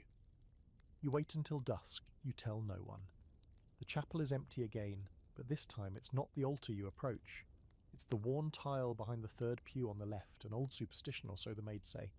Step on it during a storm and your love will forget you. You press it. It shifts, reveals a hole just wide enough for a hand. You slide the key in, turn. There's a soft click, followed by a slow grinding sound. A stone slab shifts beneath the altar, revealing stairs. You descend, candle in hand. The crypt is colder than you expected. Not wet or mouldy, just old. The kind of cold that comes from years of silence. Dust blankets everything. Shelves filled with old books. Drawers marked with names long erased. And in the centre of the room, a pedestal. Upon it, a single object, a mirror, cracked, exactly like the symbol. You approach slowly, etched around the frame in the same language carved into the ledger. To see what they hide, look through what was broken. You lift it. For a moment it's just your reflection, tired, pale, holding a candle that flickers too violently, and then it shifts. Not your face, the room behind you. You turn, nothing. But in the mirror another figure stands at your shoulder. You whirl, but no one is there. You try again. Face forward, look into the glass. This time the mirror shows the Blue Wing ballroom. A hidden angle. You see the cracked floor, the broken chandelier. You see the door with no keyhole. And then, in the reflection, you see someone open it. From inside, the figure steps into view. It's the Queen, not in royal silk, in mourning black. She kneels beside something on the floor. You lean closer. It's a body, a young woman. You recognize the face from the journal's final page. Verity. The Queen lifts a locket from the woman's neck, closes it, stands, walks away. And then the mirror darkens. Your hand shakes. You place it back on the pedestal, leave the crypt. Carefully, quietly, your world has changed. You saw the Queen, you saw Verity, and now? Now you know the truth isn't hidden, it's buried, and you're the only one still digging. The sky looks different the next morning, grey and too still, like the palace itself has paused, holding its breath. A heavy stillness presses down on the gardens, the marble, even the nobles' carefully curled wigs. They call it a day of repose, some formal observance for a long-dead monarch, but everyone knows better. It's not about the past, it's about whatever's about to happen. You walk slower, not because you're tired, although you are, not because you're cautious, though you've never been more so. No, you walk slow because the world feels like it's teetering and something in you knows, the moment you speed up, the whole place might tip. Last night, you saw a dead girl in a secret room. You saw the Queen kneel at her side. You saw that mirror, a thing meant to reflect, but now revealing what was never meant to be seen. You told no one. You haven't even told Agatha. Not yet. Some secrets take time to stretch inside your mind, to sit in the dark and wait for the right moment. And this one is bigger than anything you've held before. You spend the morning assisting with guest chamber resets. Someone's arriving today again. The palace never stops inviting more mouths to feed, more boots to shine. You try to move with purpose, like someone who doesn't have a truth hidden behind their ribs, threatening to rattle out every time they breathe. At mid-morning, you find the tall footman folding napkins in the second-floor dining hall. You wait until you're alone, then you speak. "I saw her." He glances up. "Who?" "Verity. In the mirror. The real one." He stiffens, hand pausing mid-fold. "Alive?" "Dead. Queen found her. Took something from her neck. A locket." He exhales slowly. "That's not in the journal." "No." He sets down the napkin, turns fully toward you. "Then it was never meant to be written. Which means whatever was inside that locket, that's what she died for." And suddenly it all makes sense. Not the politics, not the rumours, not the palace's usual pettiness, but the violence, the disappearances, the fear that's bled through the wallpaper like damp. It was never about gossip, or favours, or even the mirror. It was about whatever's in that locket. You both stand in silence. Then he says something you never expected. "We can't stop this." Your stomach sinks. "What?" "We can't stop her. The Queen. She's too careful. We could scream the truth from the tower and no one would believe us. They'd just polish the stairs afterward." "Then why are we still playing?" "Because sometimes you don't play to win," he says. "Sometimes you play to make sure someone else remembers the rules." You don't answer. You just walk. That afternoon, the Queen calls for fresh flowers. To knits. Not her ladies. You. You're summoned to her study. You've never been alone with her in daylight before. Her presence is sharp, like cold metal or a note held just too long on a violin. She doesn't look up as you enter, just gestures to the empty vase beside her. You place the peonies, carefully, quietly. Your hands do what they're supposed to. Then she speaks. "I had a maid once," she says. "Long before you. Clever girl, too clever." You say nothing. She thought she could uncover things. She thought no one saw her moving between rooms. You don't breathe. I let her play her game. For a while, it amused me. Still, you say nothing. She finally looks at you. "She left suddenly," she says. You meet her gaze. "Did she?" A pause, then a smile, small, razor thin. "You may go." You bow and walk out, heart pounding, like a war drum inside your chest. Outside, Agatha is waiting. "Where have you been?" she asks us. "I need to see the ledger." She frowns. "The one in the archive?" "No," you say. "The old one, the original, the first guest's book." She hesitates. "That's sealed." "Then help me unseal it." The palace's original guest book is kept in a locked cabinet in the West Library, behind a false panel in the wainscoting, beneath a shelf of books no one has read in decades. You know this because Agatha once cleaned there during spring inspection and saw the steward stash a ring of keys he swore had been lost. You return to the library after dark using the passcode passed down from maid to maid. 3 taps on the cabinet, pause, then 2. The panel slides open. The book is there, heavy, dull brown leather. So old it smells like dust and secrets. You open it with gloved hands, every guest ever recorded. You flip through names, titles, arrival dates, departures, and then you see it. Verity Aldcroft, but not under the Queen's court, under another name, Verity of Westerly. You stare, then you see the date of her first arrival. It matches the year Westerly was supposedly banished. And it clicks. She wasn't just some lady in waiting, she was his daughter. Maybe not publicly, maybe not recognised, but the name, he used it for her. And that locket she wore, a family keepsake. She wasn't investigating him, she was protecting him, and somehow she learned too much. You turn the page, you see another name, one you don't expect. Queen Edrienne of Aldcroft. It's there, plain as day, your blood runs cold. The Queen and Verity were related. You close the book, heart pounding. They weren't strangers. They were family. Which means Verity didn't die because of politics. She died because of betrayal, because she knew something the Queen didn't want remembered. You hear a creak behind you. Too late. A hand grabs your shoulder. You spin. It's the footman, eyes wide. You need to go.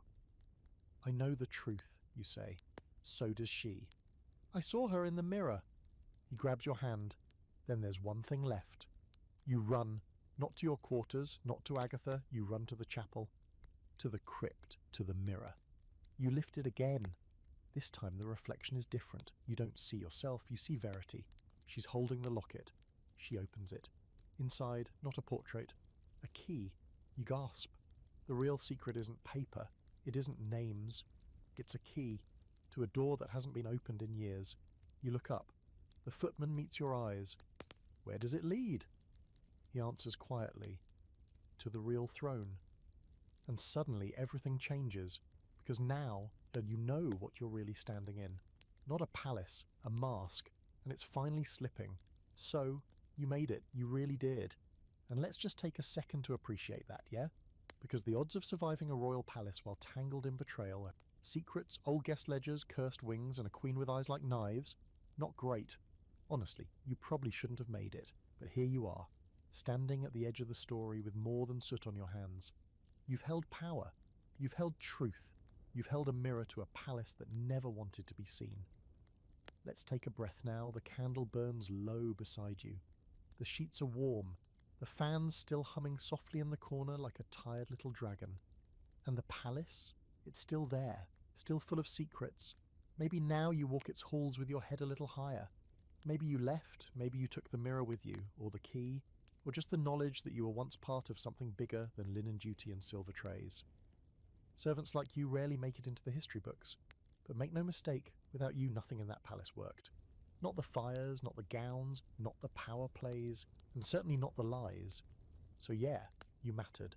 Now let the lights dim behind your eyes, let the halls grow quiet, let the marble fade into mist. The mirror has turned away, the queen is just a shadow now. And you rest, because no matter what's behind the next door, you already made it through this one.